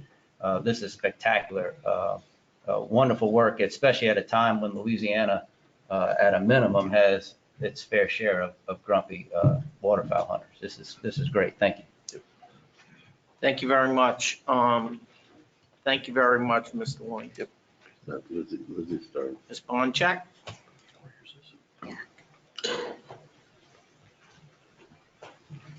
Excellent presentation. I hope I'm pronouncing that correctly. Did, yes. Good morning, commissioners. My name is Lizzie Boncheck, and I'm a PhD student at LSU studying under Dr. Kevin Ringelman. And the title of my dissertation will be Breeding Ecology of Model Ducks in Southwest Louisiana. So I'll give a little overview for the folks in the room who might not be too familiar. But model ducks are a resident species of the southern United States, in particular the western Gulf Coast and Florida. And there is little exchange between these two populations. And the birds, as most of y'all know, model ducks are pretty secretive birds. They keep to themselves. They're pretty wary. So they're very difficult to catch outside of molt. And therefore, we know little about them compared to other waterfowl species. So because model ducks are a resident species, they're pretty much a symbol of the coastal marsh, and they're a good indicator species for the health of these systems. Model duck populations have been declining over the past few decades, and in particular, the breeding population survey has indicated or has observed the lowest number of model ducks on record in the 2018 and 2019 surveys. So that's a little bit concerning, and clearly there's something going on with this species. And in particular, threats to model ducks include hybridization, lead exposure, predation, variation in precipitation, habitat loss and degradation, of course, is another big one. So our objectives for my study and some side projects that are kind of included are to locate and monitor model duck nests to determine nest success, nesting propensity, and renesting effort, quantify adult survival throughout the breeding season and throughout the year, and assess habitat preferences of these female birds. So to do this, we go out with LDWF during their summer banding. Model ducks molt over the summer when they lose their flight feathers and they're unable to fly until they can regrow them. So we can go out with airboats at night, spotlight them, and you can just grab them up out of the marsh. So once we have them in hand, we equip them with GPS GSM transmitters, just like a lot of the stuff that Paul is doing. And we use a Dwyer style configuration harness, which kind of has a neck and body loop. And we use automotive elastic, and it's stretchy, it's weather resistant, and we figure it allows for a little bit of weight fluctuation as they gain and lose weight, like Paul was saying, throughout the year. So these transmitters use self-service to transmit their data. They're accurate to 30 meters. They have a solar panel, and they should last about 3 to 4 years if the bird survives, and they'll recharge throughout the day. And so once we have these transmitters on the birds, we can monitor them throughout the year, and we monitor them especially intensely during the breeding season from about February 1st through mid-July. And once we can see these points are in the same location and we have a bird patterning back and forth to the same location, we can go out on foot and confirm whether there's a nest or not. So once I find the nest, I record nest data such as clutch size, vegetation height, vegetation density, elevation, and of course whether that nest hatches or fails. So we chose GSM transmitters for the ability to track these birds over such a wide area, unlike VHF, which you have to kind of pick and choose your study area a little bit more. And we've marked birds from 2017 to 2019. We put transmitters on 148 birds and gotten over 125,000 locations. We have a 2-hour logging interval, so we get about 6 to 8 points a day, depending on what time of year it is and how long the day is. So for the breeding season, we've monitored 21 nests over 2018 and 2019, and the green triangles are 2018 nests and the pink circles are 2019 nests. So we had 7 nests in 2018 and 14 nests in 2019, and that was in 2019 we had 9 individuals nested, so we had a few that re-nested. So some of the notable things about these nest sites is that most of them are all under I-10 or south of I-10, excuse me, with one in 2018 that was just a little bit north of Jennings, and they're pretty spread out across the landscape. And one of my favorites is I had one bird just east of White Lake, and you can see that triangle that's overlaid on that pink circle, and she successfully nested in 2018, brought her brood across Route 82, successfully raised her brood, I'm pretty sure, according to the data and how long she stayed in that area. And then the following year, she went back to that same location, nested about 100 yards south, failed, and then she went over to where she raised her brood and then successfully hatched a nest over there. So I thought that was pretty cool of her, seeming like she's using that prior knowledge and making decisions about where to nest based on where she's been and the conditions that she knows. So that contrasts another bird that nested south of Gaydon in 2019 in a rice cut, and she was unsuccessful and then left for about a month, came back, re-nested in that same cut, and was unsuccessful again. So it's kind of cool to see how these birds operate and see what areas they're choosing across the landscape and how they're doing. So our nesting season was a little bit earlier in 2019 than 2018, and our mean initiation day was April 16th in 2018, and a little earlier, April 7th in 2019. And for second attempt nests in 2019, the mean initiation day was May 12th. Clutch sizes were 9 eggs in 2018 or average clutch size, and 8 eggs in 2019, and clutch size did not differ between first and second nest attempts. So these are our 3 main demographic rates we're looking at, or vital rates we're looking at. Breeding propensity, which is the ratio of hens that choose to breed in a given year. Mayfield nest success, which is if they hatch success combined with exposure days, so how long they're on the landscape for. And then renesting effort, of course, is the percentage of hens that renest in a given year. So our breeding propensity is pretty low. It's about 22%, and it was very similar for both years. I think off by less than 1%. And we had 37 and 36 individuals that we monitored throughout the breeding season, respectively. And nest success was higher in 2018 at 26% compared to 2019 at 19%. And renesting effort was, of course, much higher in 2019 with about 71% of hens renesting. And in 2019, we didn't have any birds with making a second attempt nest.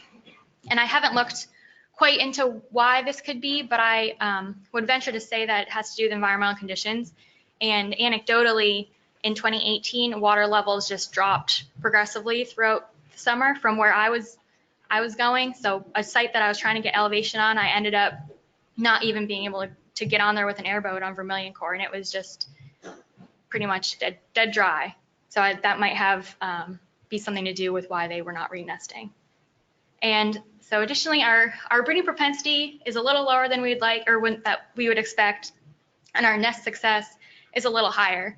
So the one problem with these transmitters is that we do wonder if we can identify every single nest attempt on the landscape.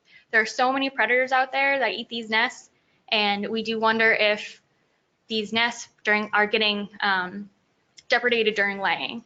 So it's usually about 10 days is when, or a little before, 8 to 10 days is when I can say, I know that's a nest. And so we're not sure if during laying they're getting depredated and I'm not able to identify them. So that might bias our propensity a little low and nest success actually a little higher than it really is. So of course, telemetry, this type of telemetry allows us to get a representative range of different nest sites versus just a systematic search where you're going to find nests where you're looking, or you're going to have a higher tendency to do that. So we've had nests in the upland areas, and this has ranged from pastures to cordgrass ridges and dry marsh, rice fields, remnant prairie, and all sorts of vegetation from dewberry. You can see I had to climb through some dewberry for that one, needle rush and marshy cordgrass, bahia grass, all sorts of stuff. So it's really cool to see that wide range that these birds use for nesting. And we've also found a few overwater nests in the marsh, and these have all been in cut grass, freshwater marsh. And this is the first, no one's ever published on this before. I'm sure it's happened, but we published in the Wilson Journal of Ornithology about finding these. And so the take home is that vegetation is taller and denser at overwater sites. Elevation is lower. The nest that's actually on the screen right now is at below sea level. It was like negative 0.5 meters. But it was interesting. You go out there and that nest looks exactly like a canvasback nest that you see up in Manitoba. So I thought that was pretty cool when I found that. And also Mayfield nest success is about 16% for our upland nests and 72% for our overwater nests. So of course we have a small sample size, so there's that, but we're not sure if that might be a trend of the difference in these strategies.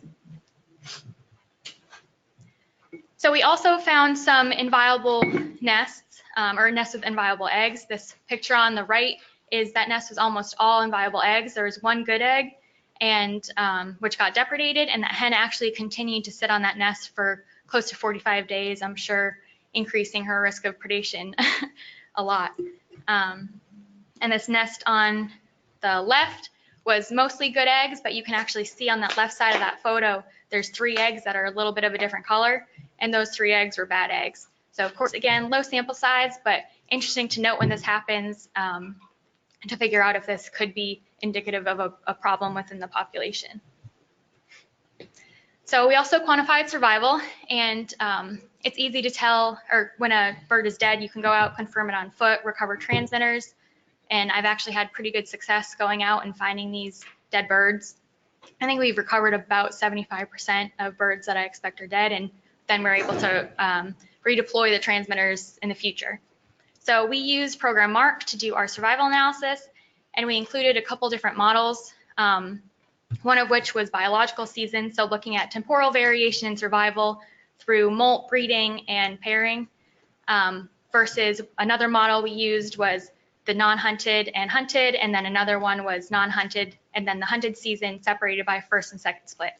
So that was our top model for why survival varied temporally, was due to this hunting season parsed out by the splits. So our period of highest survival was during the second split. We actually had no birds killed during that second split, and this is just for 2017 to 2018 data. We just finished our second year of data collection, so that's not in these analyses yet. But similarly, during the 2018 to 2019 season, we also did not have any birds shot during the second split, only during the first split in both years. So our annual survival rate is about 56.5% for the entire year. And this top model, which parsed by the hunting season, is similar to what Moon et al. 2017 found over in Texas, although so that's saying that harvest influences survival the most for variation in time. And our survival estimate of the 56.5 is a little higher than what they've seen over in Texas. There's ranged from about 12% to 38%. So that's a lot interesting and a lot better news for our birds. So unfortunately, I had to delete a slide that had an animation of the movement of my birds, but most of them just kind of pick a spot, stay there, and just little movements back and forth. And then all of a sudden they'll move somewhere else and just stay there for a long time and move somewhere else. And our furthest north bird has gone up to around Honeybreak near Alexandria. And we've also had a bird, or a few, that go over to the Chaffee Basin, the Wax Lake Delta, as well as one that went south of New Orleans right along the Mississippi River. She actually got shot. So I was kind of bummed about that. It's interesting to see what she does over there. But most of the birds just stick around in southwest Louisiana, and that's where they stay. So we looked at habitat use, and our results aren't really that surprising. We characterize habitat use by the percentage of locations in each habitat type, and we separated this by the biological seasons. So they used palustrine emergent marsh most during the pairing period, and they used crops most during the breeding period. And that is similar to what Davis found during his PhD, is that his birds moved into crops as the breeding season progressed. But and also a lot of previous nesting studies have focused on those dry areas such as cordgrass ridges and pasture and rice fields. But as you can tell by this, they do also have a lot of locations in that palustrine marsh during the breeding season. So like I found those overwater nests, it's important not to discount marsh as potential nesting habitat. So during the molt, they actually also mostly used crops, which I thought was surprising, and estuarine emergent marsh. I think crops is important during molt because of this large window. In my analysis, I characterize molt as mid-July through mid-September, but of course molt only takes about 4 weeks. So I think this percentage of locations in the crops is kind of from bird locations on both sides, and not necessarily exactly when they do molt. We had 11 out of 24 birds that were in this analysis that actually returned exactly to Rockefeller where they were captured, and that's not even including birds that use the marsh on just around in the area of Rockefeller. So we've had a lot of data come in, and some future things that we're trying to do is to create home ranges, so we can see where these birds are spending most of their time.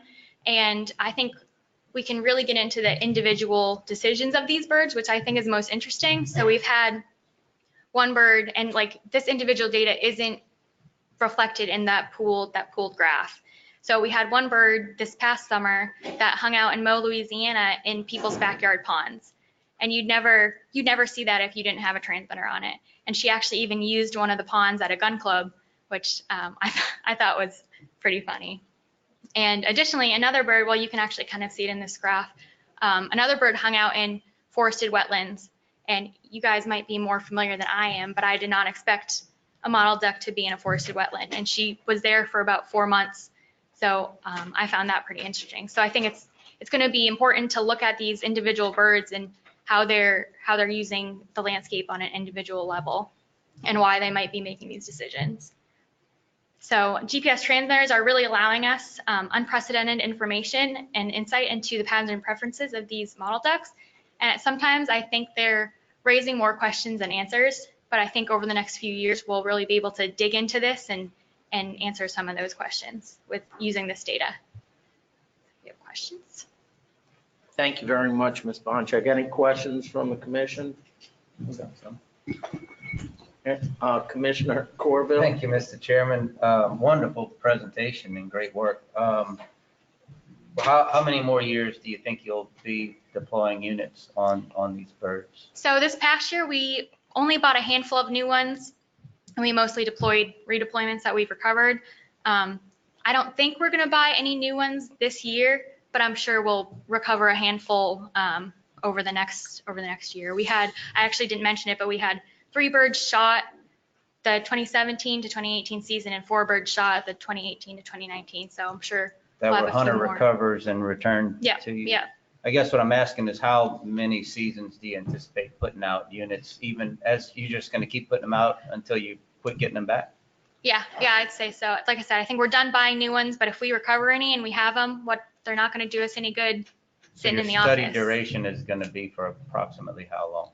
I'm probably will be here about 2 more years. So Okay. that's when I'll be working on it. I'm not sure what Kevin's plan is on the continuation of this, but And I guess you mentioned you had 56% survival. That's of the deployments or the ones that survived after the units were put on them. Could you explain that just a Yep. little bit? So that was just for birds from 2017, deployment in August of 2017 until August 2018. Okay. So that was just, I need to update that because we just finished another year of data collection. So I'll put that in this fall. And you kind of mentioned that your breeding propensity was, what, I think 20%. What were your assumptions going into your study?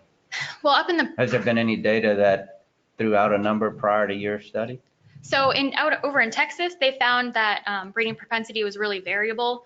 And I think it ranged from like 12% to 63 or 67%. So we didn't know, basically. And so they think that has to do with environmental conditions and when it's good for birds to breed and how that changes with water levels throughout the year. And just for my education, when you consider pairing, what month is that? Is that December, January?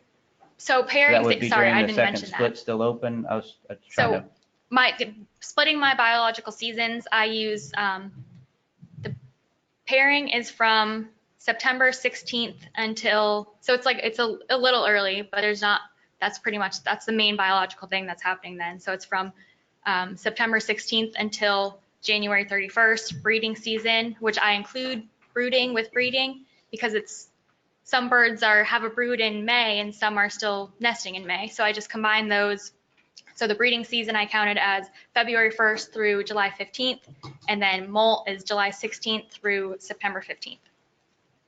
So they're pairing, and your data's showing that in the first split, we're whacking them pretty good, but they wise up pretty quickly. Yeah, and that's what I've heard whenever I go out and talk to the Right. public and hunters, and they say we can't kill them in the second split, only the first. The last question I had, you said you recovered some out in the marsh. Mhm. You had some hunter recoveries, but then you were able to go out in the marsh and find a dead bird. Oh, yeah. And you were able to make a determination that bird had been injured during hunting. Are you able to separate those two out from dying for some other reason versus dying from a hunter loss? No, so we do assume that every bird that we recover from hunting is from a person. A hunter recovery, okay. And usually, I guess this could happen in the future. I could go out and see a bird that doesn't looks like it may have been shot, but most of the time when I go out there and I find a dead bird, it's usually predation, and you can tell because it'll be ripped apart. And Mr. Reynolds mentioned it last month, but predation, have you been able to determine what are the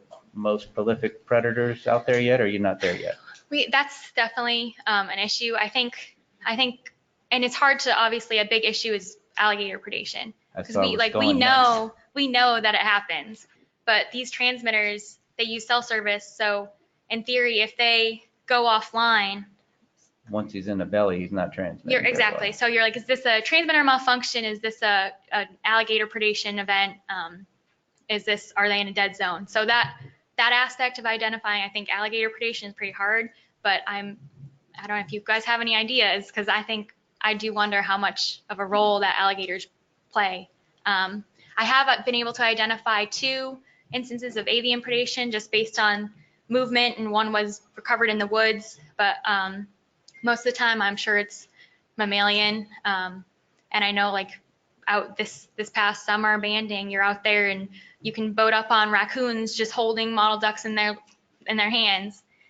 So I'm sure it's a lot of raccoons, but mink and otters as well. Study on alligator stomach contents looking for return tags. It'd be interesting if one of these transmitters shows up. I know, right? So you talk to Ruth about it. This is spectacular. I appreciate what you guys are doing. Oh, thanks for having me.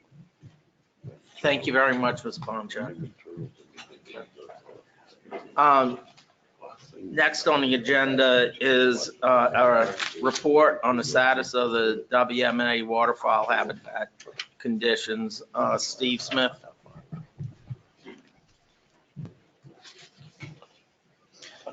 Good morning, Mr. Chairman, Commissioners, ladies and gentlemen.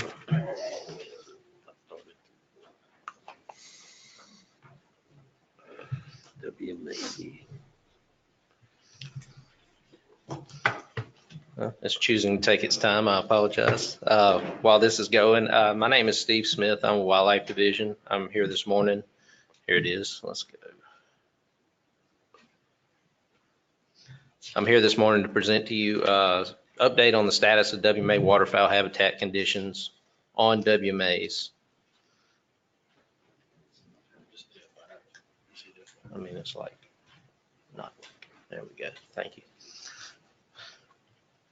Okay, I believe you all received a Word document report in your packets from Ms. Susan that summarizes conditions by impoundment by WMA. This presentation is going to cover all of that. As you know, Wildlife Division invests a great deal of personnel and resources into the management of our public lands statewide. And our provision of waterfowl resources is no exception to that. We invest a great deal into our impoundment management and to our resource management.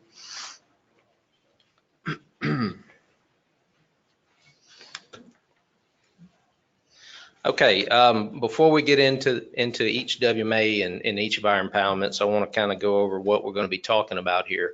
The types of habitat that we're striving to provide on these areas consist of primarily 4 different types. Moist soil, which is the majority of our impoundments within the MAV or the Mississippi Alluvial Valley.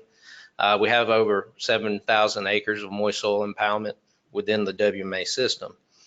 Agriculture, we have 2,200 acres primarily on one WMA, but we also have, I think, 400 acres that are not in this total right here on Sherburne WMA. Those acres are not currently managed for waterfowl habitat on Sherburne, but they will be in the future. We intend to in the future once we develop infrastructure around those. We'll also talk about green tree reservoirs and forested wetlands, of which we have over 12,000 acres. And finally, we'll talk about coastal marsh habitats. And notice I say habitats, not impoundments. We have a few impoundments on Pointe-au-Chien, a little bit on Marsh Island, but primarily of this 625,000 acres, the majority of that is just natural marsh habitat. And management inputs are limited there. It's primarily results of habitat conditions. You'll also hear me talk about various forms of management, whether that's mechanical with tractors and disking, whether it's burning, herbicide, or water manipulation.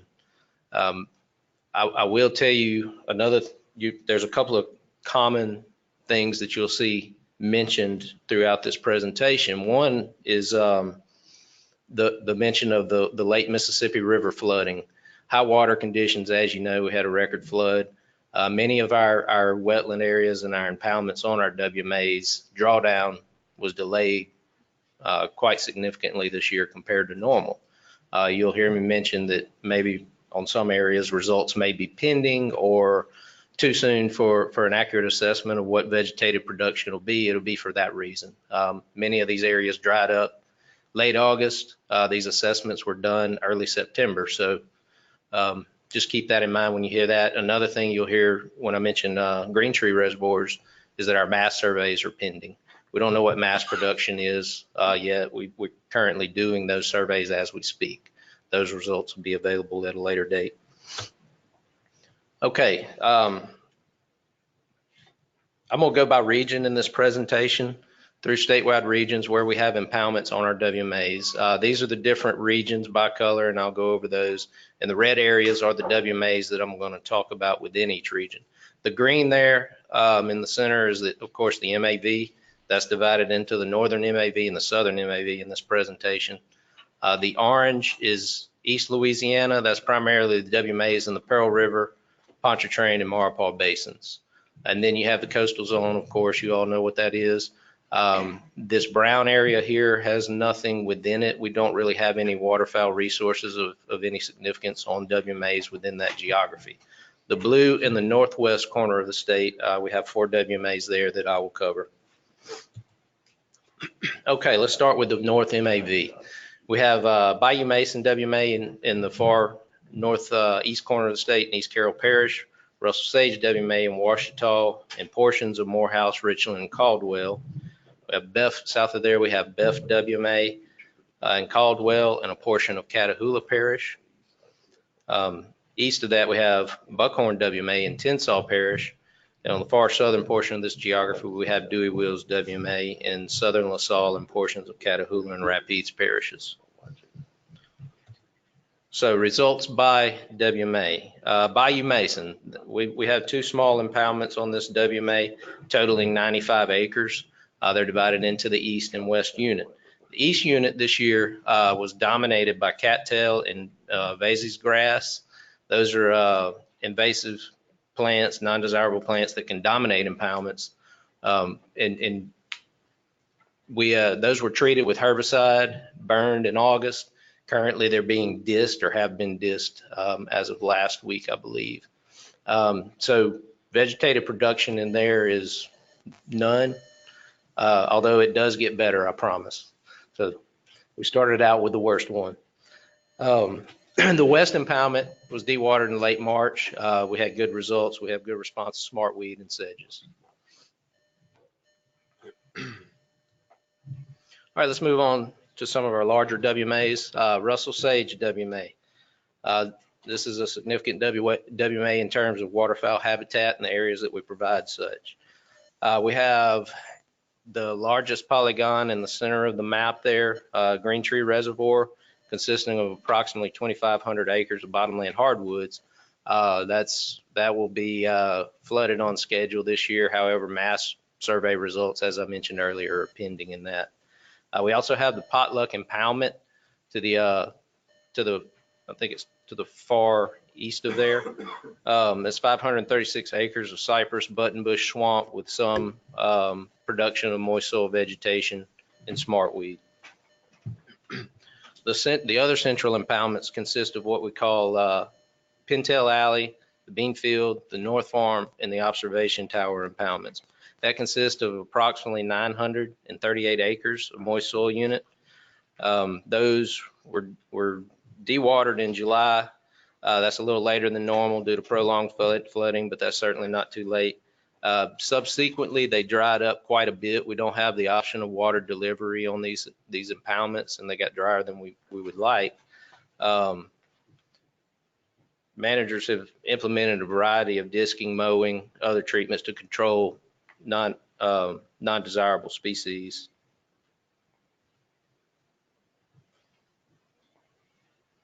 Okay, I'm having technical difficulties here. Just one moment, please.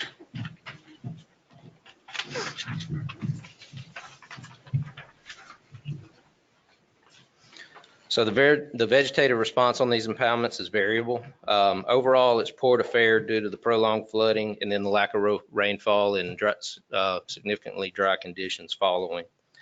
Wham Break on the far north of the area, that's approximately 5,000 acre basin with full water management capabilities. We began dewatering this Early June, of course, that was delayed quite a bit due to rainfall as well as high water levels. But the good thing about Wham Break is that we have excellent water control there, great structure that was facilitated by a NACA project. Okay, one moment, I'm sorry, we're getting an update notice on this computer again.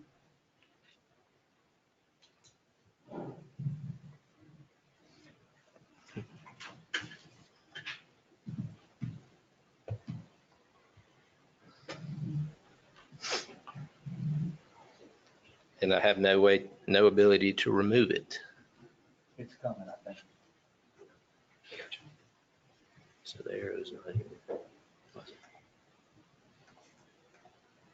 Thank you. You should be back in. Okay, thank you. I apologize. Okay, Wham Break. We have excellent water control ability due to a NACA project control structure was placed there. This area retains a lot of moisture and does, I think year after year, lend itself to true moist soil conditions that grows excellent vegetation.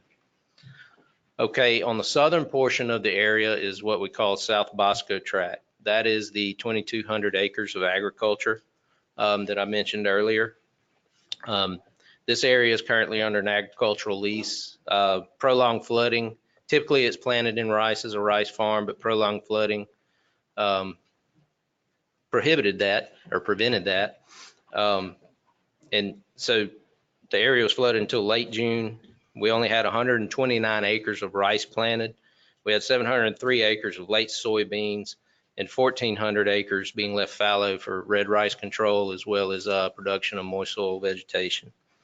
However, on this area currently, we have, in conjunction with DU, a North American Waterfowl Conservation Act project funded by that act. It's been bid out. Pending the results of the successful bid and any award to such, we may be doing construction on levees and water control structure infrastructure there this fall. If that happens, then there will be no provisional waterfowl habitat on the majority of that portion. If we do not end up doing that, there will be approximately 1,400 acres of fallow that can be flooded. So. Okay, on to BEF WMA. BEF, we have on the northern portion there, that largest polygon, there's a 1,800 acre green tree or actually the small portion to the north there is an 1,800 acre green tree reservoir. This is a dry year in the 5-year schedule for that green tree. All of our green trees are on a 5-year schedule to mimic natural conditions and dynamic conditions and variability within the water regime. Therefore, we have no plans of flooding that. However, typically when we went on those dry years, late in the season from the BEF River will flood that impoundment. Mass results are pending on it. Topan is that central unit there. It's 2,500 acres. That's a moist soil unit dewatered in early May. We had a poor to fair vegetative response. We mowed the eastern portion of that in late August to release desirable vegetation. We had a good response of sprangle tops and millet in that impoundment. The Crowfield, the largest polygon to the south there, prolonged flooding and wet conditions have prevented mechanical treatment to control undesirable woody vegetation in there. However, we do have a good response and good crop of sprangle top in that impoundment. Okay, let's move on to Buckhorn WMA. Buckhorn consists of what we call the units to the east of Clydesdale Road and the west of Clydesdale Road. Clydesdale is a major road running north-south through the area. So those east of there were dewatered late February. We had a fair vegetative response of sedges and smartweed. They were mowed in early August. However, it's too soon for an assessment to determine what the response to that mowing is going to be. West Clydesdale, dewatered early June. We had a good fair vegetative response with sedges and smartweed. Again, they were mowed in early August, and it's too soon to see what the results, what's released from that treatment. All right, let's move further south to Dewey Wills WMA. We have 2 green trees on this WMA, the north green tree, that largest area in yellow, and then that small polygon to the south, which is the south green tree. The north green tree dewatering was delayed this year. However, just like Beth, this is a dry year in the 5-year schedule. We have no plans to hold water on that impoundment. The south green tree will be flooded according to schedule beginning November 1st. Mass survey results on that are pending.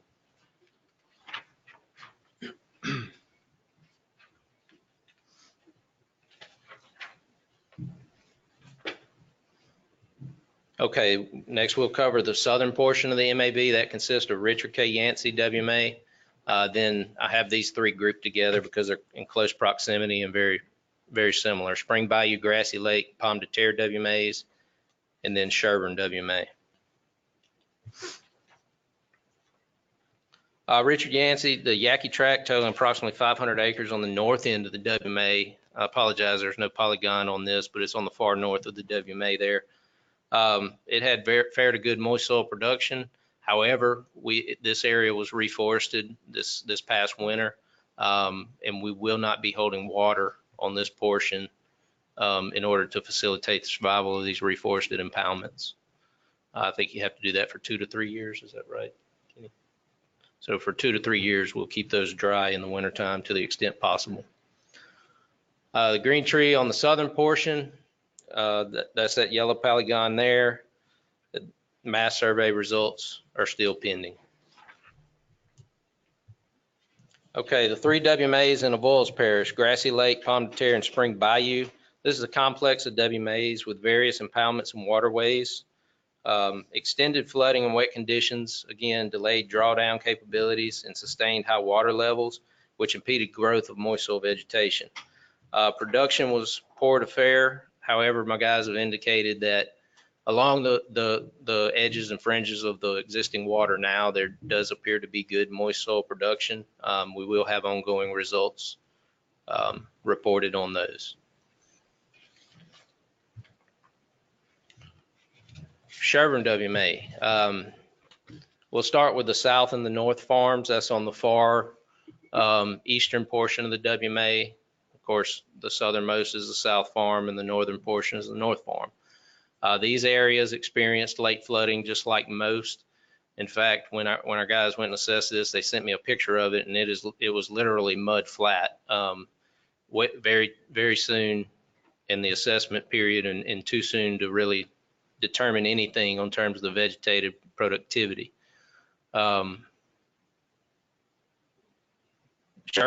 just like Russell Sage, NACA, we could potentially have a NACA project occur on Sherburne this winter. We don't know if that's going to happen yet or not. But if we do get in the position to do construction and do levee and structure repairs, as well as build the infrastructure I mentioned around the agricultural portion of the North Farm, we intend to do that this winter. So that will determine what water is delivered to what impoundments. So it could potentially be limited on flooding there. We don't know that yet. The West Green Tree on Sherburne, that's that polygon to the far west there. We had good moist soil production in there. The reason for that being in a green tree moist soil production is this was logged recently. We have sparse canopy closure. It looks like it's going to be a good area this year. Mass survey results, of course, are pending on it. Section 120, I'm sorry, South Farm GTR, same thing. It's still holding water due to the late flooding and issues with a control structure. Our guys are working to get that out of there. We don't know anything yet about mass productivity. Section 120, the polygon is not on here, but if you look immediately west of the South Farm along the parish line there, that light colored area, that's a wetland area on the interior of the WMA, a popular area for waterfowl hunters. It does produce moist soil vegetation. There is some moist soil production in there. Water's still high in there. It's still coming out of there. We don't know anything. We couldn't tell anything about it at this point.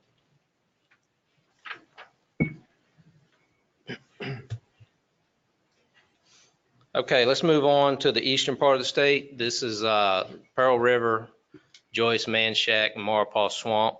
Pearl River being along the Pearl River Basin, Joyce, Manchac, and Maurepas being around Lake Maurepas and Lake Pontchartrain.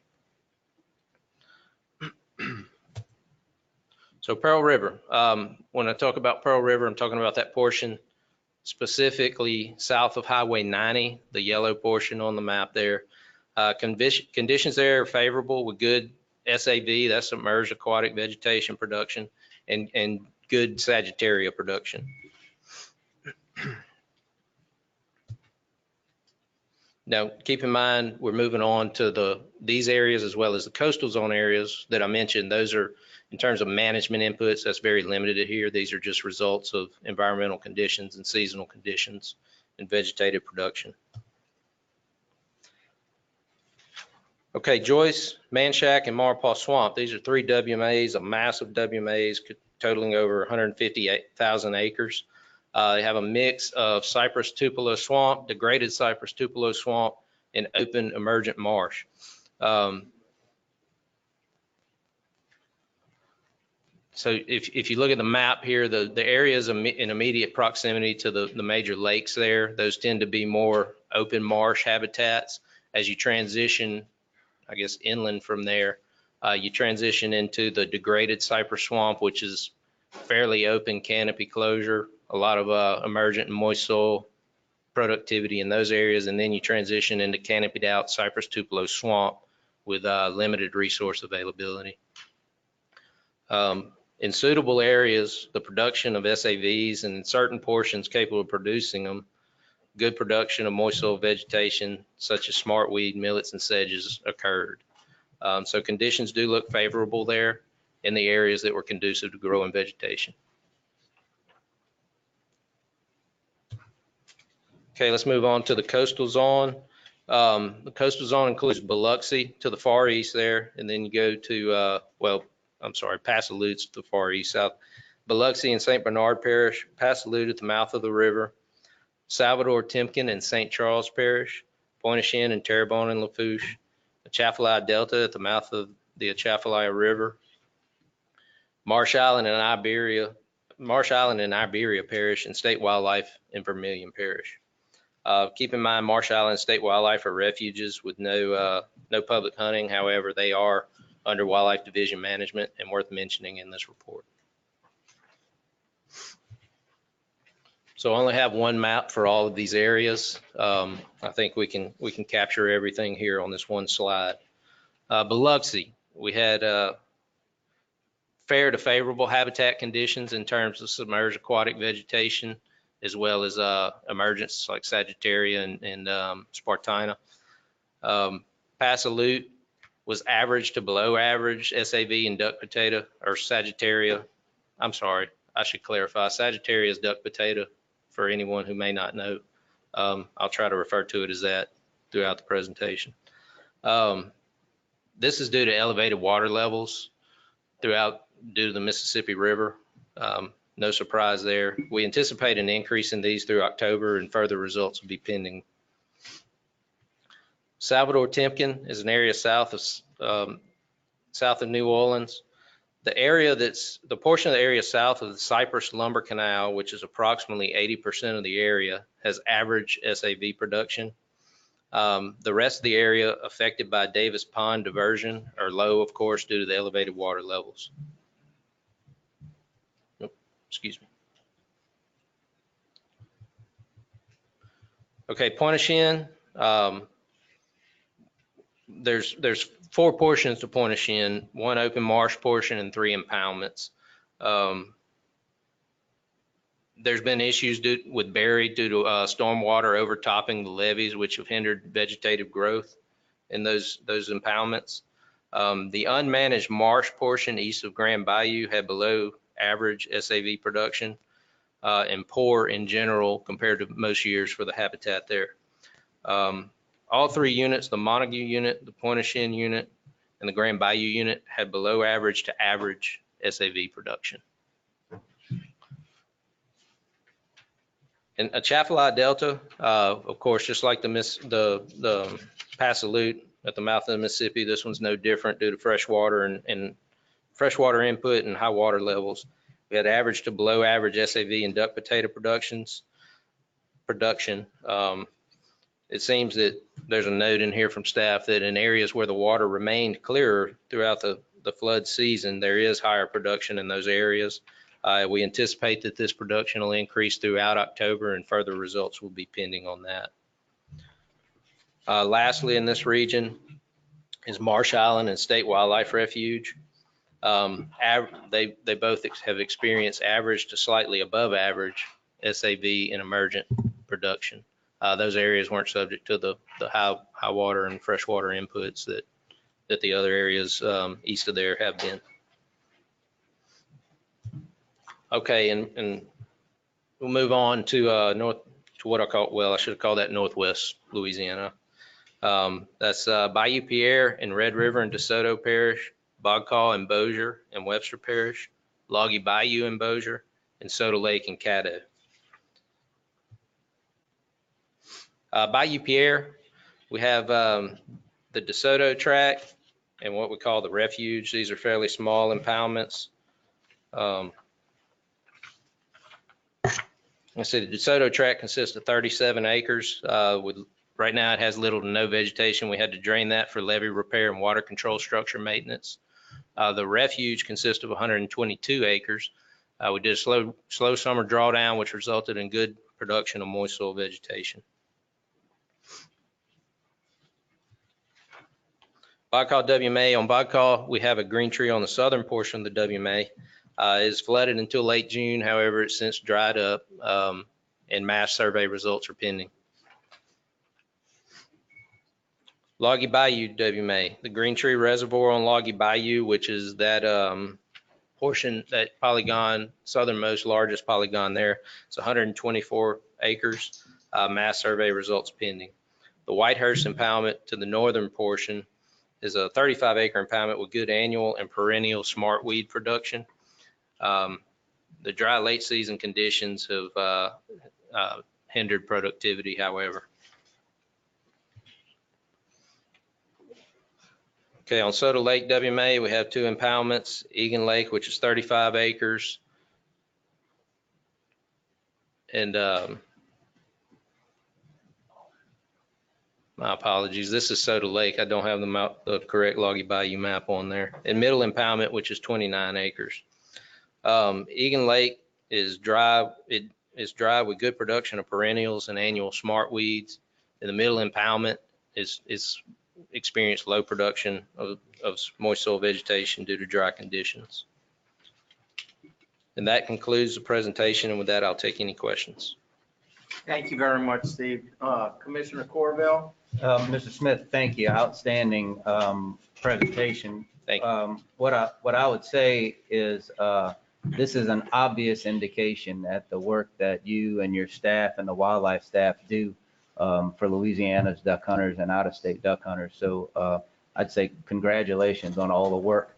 I think this is an incredible resource. I'd love to see it on our waterfowl page for waterfowl hunters who are reliant on public lands to pursue ducks and geese. They have an opportunity to see what you guys are doing and hopefully have a better appreciation for the staff and the department and what you guys do for providing public hunting opportunities. So thank you guys. Well, thank you. And that reminded me of one thing I did not mention is that this is all due to the work of our staff in the field. You know, I think we have, I'm not sure how many are in the coastal zone, but upwards of 100 staff statewide in the field that are doing this work and producing these resources. For whatever it's worth, I'd like to see it. Obviously, waterfowl season's coming next month. Something like this on an annual basis, giving folks an update. I know in other states, commissions get updates on waterfowl habitat conditions. I think this is great for the people of Louisiana. The next thing I'd say is perhaps in August, you guys could do a similar update for your dove management across the state on WMAs offering public hunting opportunities when that time comes. But this is great, outstanding. Thank you. Commissioner McPherson? We're going kind of long. If you quickly answer this for me, Steve? You Yes, did sir. mention Rockefeller, and we do a lot of management on Rockefeller. Yes, sir. This presentation, I was directed and am more knowledgeable specifically about WMAs. Rockefeller's a refuge that's managed under a different division within our department, so I just understand. did not include that for that reason. Larry's listening. Wasn't I told one time that we don't have duck hunting on Rockefeller? That's correct. Okay. I'm almost sure that I read 2 DU articles where they were talking about cooperating with us on Rockefeller, where they were telling their readers that we did have duck hunting and that was one of the benefits of the work they're doing. I'll get you those articles, and maybe they think that we're allowing duck hunting, or maybe we shouldn't bring it to their attention. They might not do their projects anymore. In the deed of donation for Marsh Island, for Rockefeller, hunting is not allowed. Thank you very much. Appreciate it, Steve. Thank you, Mr. Chairman. Moving on to the next item on the agenda, which is to receive an update on the Louisiana Wild Seafood Certification Program. Richard Williams. Good morning, Commissioners.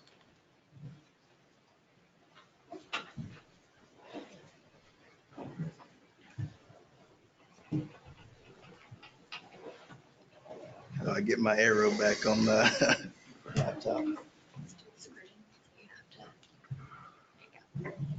Perfect, thank you. Do IT on the side.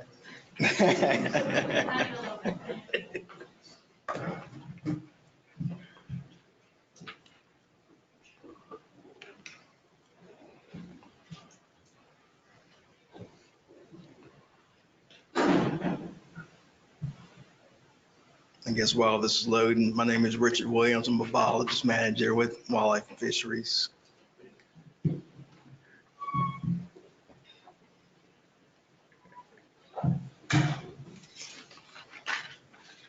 Okay, today I'll be giving a brief update and overview on the Louisiana Wild Seafood Certification Program, or as we like to call it, LWSCP. The Seafood Certification Program began in 2010 as a way to promote seafood that was landed in Louisiana by licensed Louisiana fishermen, processed in Louisiana, and packaged all within Louisiana. The program was designed to serve 2 main goals. The first goal being just to promote the participants in the program, and we do that via our website, louisianacertifiedseafood.com. On that website, consumers who are interested in buying seafood can look in their area, and we have a list of all active participants in that area, so they can see contact information, they can see what type of seafood the participant is dealing in, and they can make contact at that point. The other goal of the program is to create some brand recognition for Louisiana seafood. I always tell people whenever I hear Idaho, one of the first things that pops into my head is potatoes. And we want that same type of recognition between Louisiana and seafood. I'm sure everyone here knows Louisiana seafood's the best, but sometimes consumers outside of the state, they don't make that connection. All funding for the seafood certification program is designated to come from the artificial reef fund. So there's 2 main links in the seafood certification chain, so to speak. The first link is going to be the commercial fisherman. If a commercial fisherman wishes to have their seafood enter the program, it's pretty simple for them. They just have to sell directly to a participating dealer. The second link is going to be the dealer, and there's a few different types, and I'll go to those quickly. Fresh products dealer, which is a commercial fisherman that can sell their catch directly to the public. It's pretty easy for them to participate. They just have to go to our website, watch a short video to get their training certificate. They have to make sure they have all the proper licenses and permits, and those are not only licenses and permits from Wildlife and Fisheries, but also Department of Ag, Department of Health, and we do speak with those organizations to make sure they have whatever licenses they need. They have to submit an application via our website, and they have to be open to inspections and verification of whatever paperwork they turn into us. For wholesale retail dealers, which are typically your docks and processors, or for retail dealers, which are typically grocery stores, restaurants, the process is pretty similar. The only other requirement they have is they have to show where the seafood was sourced. If it's a wholesale retail dealer and they're buying directly from commercial fishermen, we can verify it via trip tickets. And if they are a retail dealer or they're buying from other wholesale retail dealers, we can look at the invoices, but the invoices have to say Louisiana Seafood or be stamped with the LWSCP logo. The two main things I want to point out from the program participation is that you'll notice a pretty substantial drop between 2016 and 2017. And that's in large part due to one Louisiana-based grocery store chain that decided they no longer wanted to participate. So it kind of hurt the exposure of the program, and it hurt the program numbers. The other thing I want to point out is that there are 52 active participants in the program. And the way we come to that number is in 2000, program permits are good for a calendar year. So in 2000, some of the 2018 permits are still good. They haven't come up for renewal yet. And some permits have been renewed in 2019, and we've had a few new participants sign up. So currently there's 52 participants that are active. In an effort to increase program participation, legislation was introduced to allow Gulf seafood into the program. One of the things that we heard when we spoke with some of the larger dealers was that it was hard to keep some of the seafood separate, or they couldn't get everything they needed from Louisiana at that time. So legislation was introduced to allow Gulf seafood that was caught anywhere in the Gulf of Mexico that was later processed and packaged in Louisiana to bear that seafood certification logo. But that legislation didn't really gain any traction. It failed to make it out of committee. If you're interested in learning more about the program, you can visit our website, louisianacertifiedseafood.com. And with that, I'll take any questions that you might have. Thank you very much, Mr. Williams. Any questions? Commissioner Corville? Thank you, Mr. Chairman. Thank you, Mr. Williams. That was real informative. I had just two questions. How often do you guys do inspections? Do you do it annually? I mean, That's seasonal. How do you? So my staff and I, we're biologists. So the inspections typically happen, one, if we get some sort of tip from the public, I'll contact enforcement, and then enforcement will go and they'll do whatever they need to do. And I've also been contacted by enforcement during their routine checks of some dealers that they may have been doing inspections. But any other details like that, it has to be, aimed towards enforcement, because we don't physically go out and do the inspections. Okay. So that kind of leads me to my next question is, if I'm participating in the program and I choose to do whatever that violates these terms, what happens? Okay, so I thought that might come up. Let's see. So I added an extra slide this morning. So as far as within the program, our rules are typically a 1 to 3 year ban from participating in the seafood certification program. Along with that, any violation of the program rules is considered a class 1 violation. So it's a $50 fine and up to 15 days in jail. The seafood certification logo is trademarked. So if we had an issue with that, we could follow, I guess, a legal route for trademark infringement. But I guess the thing I should point out is we require a guilty, due process has to occur, and we require a guilty conviction before any of those things can take place. So if I get caught, I'm facing potentially 3 years of getting kicked out of the program, and a class 1 violation and possible trademark lawsuits. And some of the, sorry to interrupt you, but some of the offenses up there, falsification of trip tickets, lack of trip tickets, those are separate violations through Wildlife and Fisheries that are higher than the class 1 violation. And same with short weights and scale tampering. Those are fines via Department of Ag. I guess to me, the value is being able to take that stamp and stamp it on my box. And given recent legislation from last session, the value of Louisiana certified seafood, you would think is gonna go up. Participation is shockingly low. I guess I'd be curious with this new legislation. I guess nobody's beating down your door right now to join. We've actually had a few more people show interest since the seafood labeling bill has been in the news recently. So we're hoping that and trying to work with the Seafood Promotion and Marketing Board just to get the word out. I think I saw AC walk in. He talks to the Louisiana Shrimp Association a good bit. So we've had some of their guys sign up recently. So, but again, if I violate, I potentially get kicked out for 3 years. And that to me is the value, because I want to be able to say I'm Louisiana certified seafood, but it requires me to get convicted in a local court. We require due process. Yes, sir. Okay.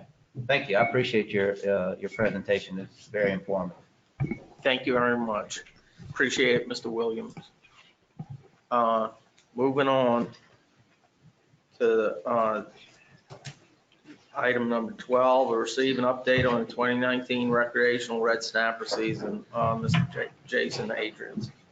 Thank you, Mr. Chairman, Commissioners. I've got a brief update, just 2 slides on the red snapper season. And while this is loading up, I'm sure you're all aware, we just reopened for 2 weekends. The first was last weekend and this coming weekend.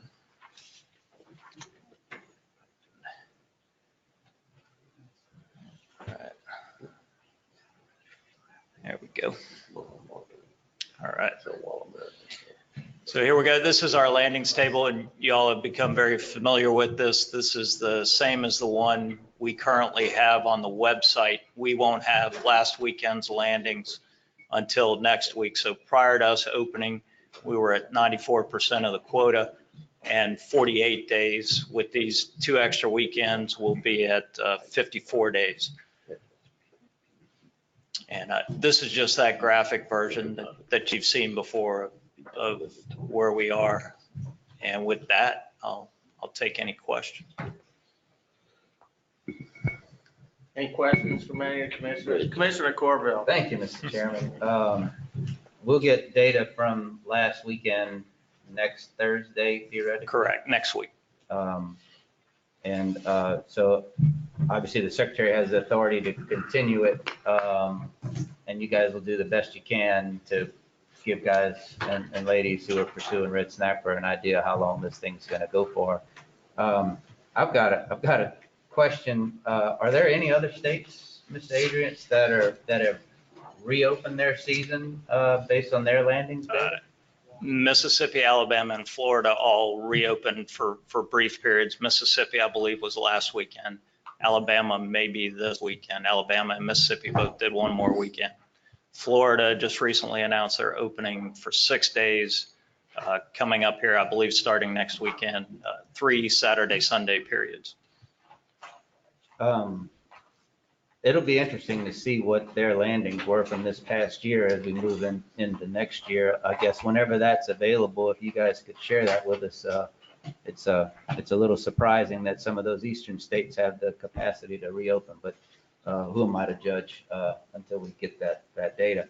The last thing I had, and you guys know I'm still pursuing this de-hooking device thing. I'm assuming every snapper fisherman in the state knows that they have to have a de-hooking device on board that has a apparatus that's capable of covering the bar. I'm yet to figure out what that looks like. So perhaps when you guys are over there dealing with your colleagues over there at NOAA and NIPS, somebody can show me a picture of what that looks like. Because I've bought 5 de-hooking devices and I haven't found one that officially covers the barb yet. And so going into next year with Amendment 50 passing, that's in our regs. So we need to find a way to give some guidance to our fishermen what the heck that looks like. Because I don't know what it looks like yet. I got a bunch of them to sort through if they tell me which one it is, but I'd sure like to see what that looks like. I'll make some inquiries, see if we can't get something more specific. And I'm gonna need a picture though, because I don't need an explanation anymore because I read it enough times. I still don't know what it looks like. I did look up the most recent landings that were posted to your earlier question. Florida, as of June 30th, had been at 47% of their quota. Alabama, as of July 31st, had been at 82% of theirs. Mississippi was at 95% prior to their reopening. And Texas was sitting at 87%. Okay, thank you. Thank you very much. Appreciate it. I think this has been a good season. We should be happy and proud of what's occurred this year. And I can't tell the department and, thank you for what's been done. It's a huge thing that's been overcome. I think that we've had an obstacle for a number of years, and now here we see ourselves in a position where we're going to come to meet the entire amount of what we're able to fish and keep the season open a very long time. Yeah, Mr. Chairman. So thank you. Commissioner McPherson. Jason, you answered my question when you gave us Florida's statistics there. Mm-hmm.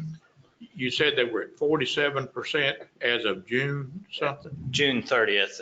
I believe that was near the end of their first opening. I'd have to double check, but they had opened for I think, most of that month of June or a little bit into July. So that.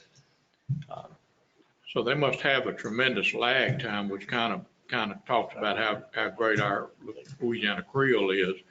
If they're just now reopening their season and their last data is the end of June.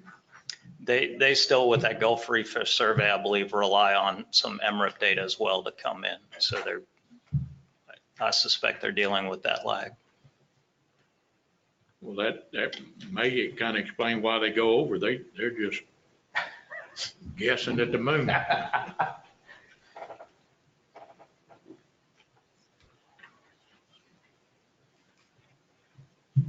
Thank you very much. Appreciate it, Mr. Adrian. Thank you. I'm sorry, I was looking at the calendar to see when Mardi Gras was in February, so sorry about that. Anyway, we're at that time to set our February commission meeting. Anyone have any ideas? I think the 6th is a Thursday. Y'all want to have it in Baton Rouge, 9:30. Secretary? Mr. Chairman, I'd like to propose to you that the February meeting, that's what we're discussing now, be held in Lafayette at our new office. Okay. I mean, Is it December? Are we doing December? I think it seems like. All right. I just wanted to make sure. Okay, Ms. Susan, I'm good with December. February is good. No, thank you.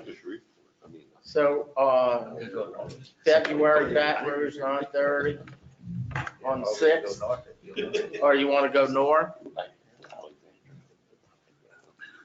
That's right, when we have the NOI is out there and kind of floating around, we would have made a preliminary decision on the NOI. Wouldn't be a bad time to move north. It's good, whatever, huh? Or further north than that, if y'all. Ruston? Yeah, I mean, hell, we make field drive down here every month. We could make it at least one month. Game for me. I think, okay. So what is the decision of the commission? My motion is the 6th in Ruston. Okay. As long as Commissioner Hogan said. We have a motion on the floor, and we'll set the time later, with the time set later for Ruston, February 6th. With that, hearing no opposition, so move. We don't have any public comments, so with that, a motion to adjourn. Thank you. Next business.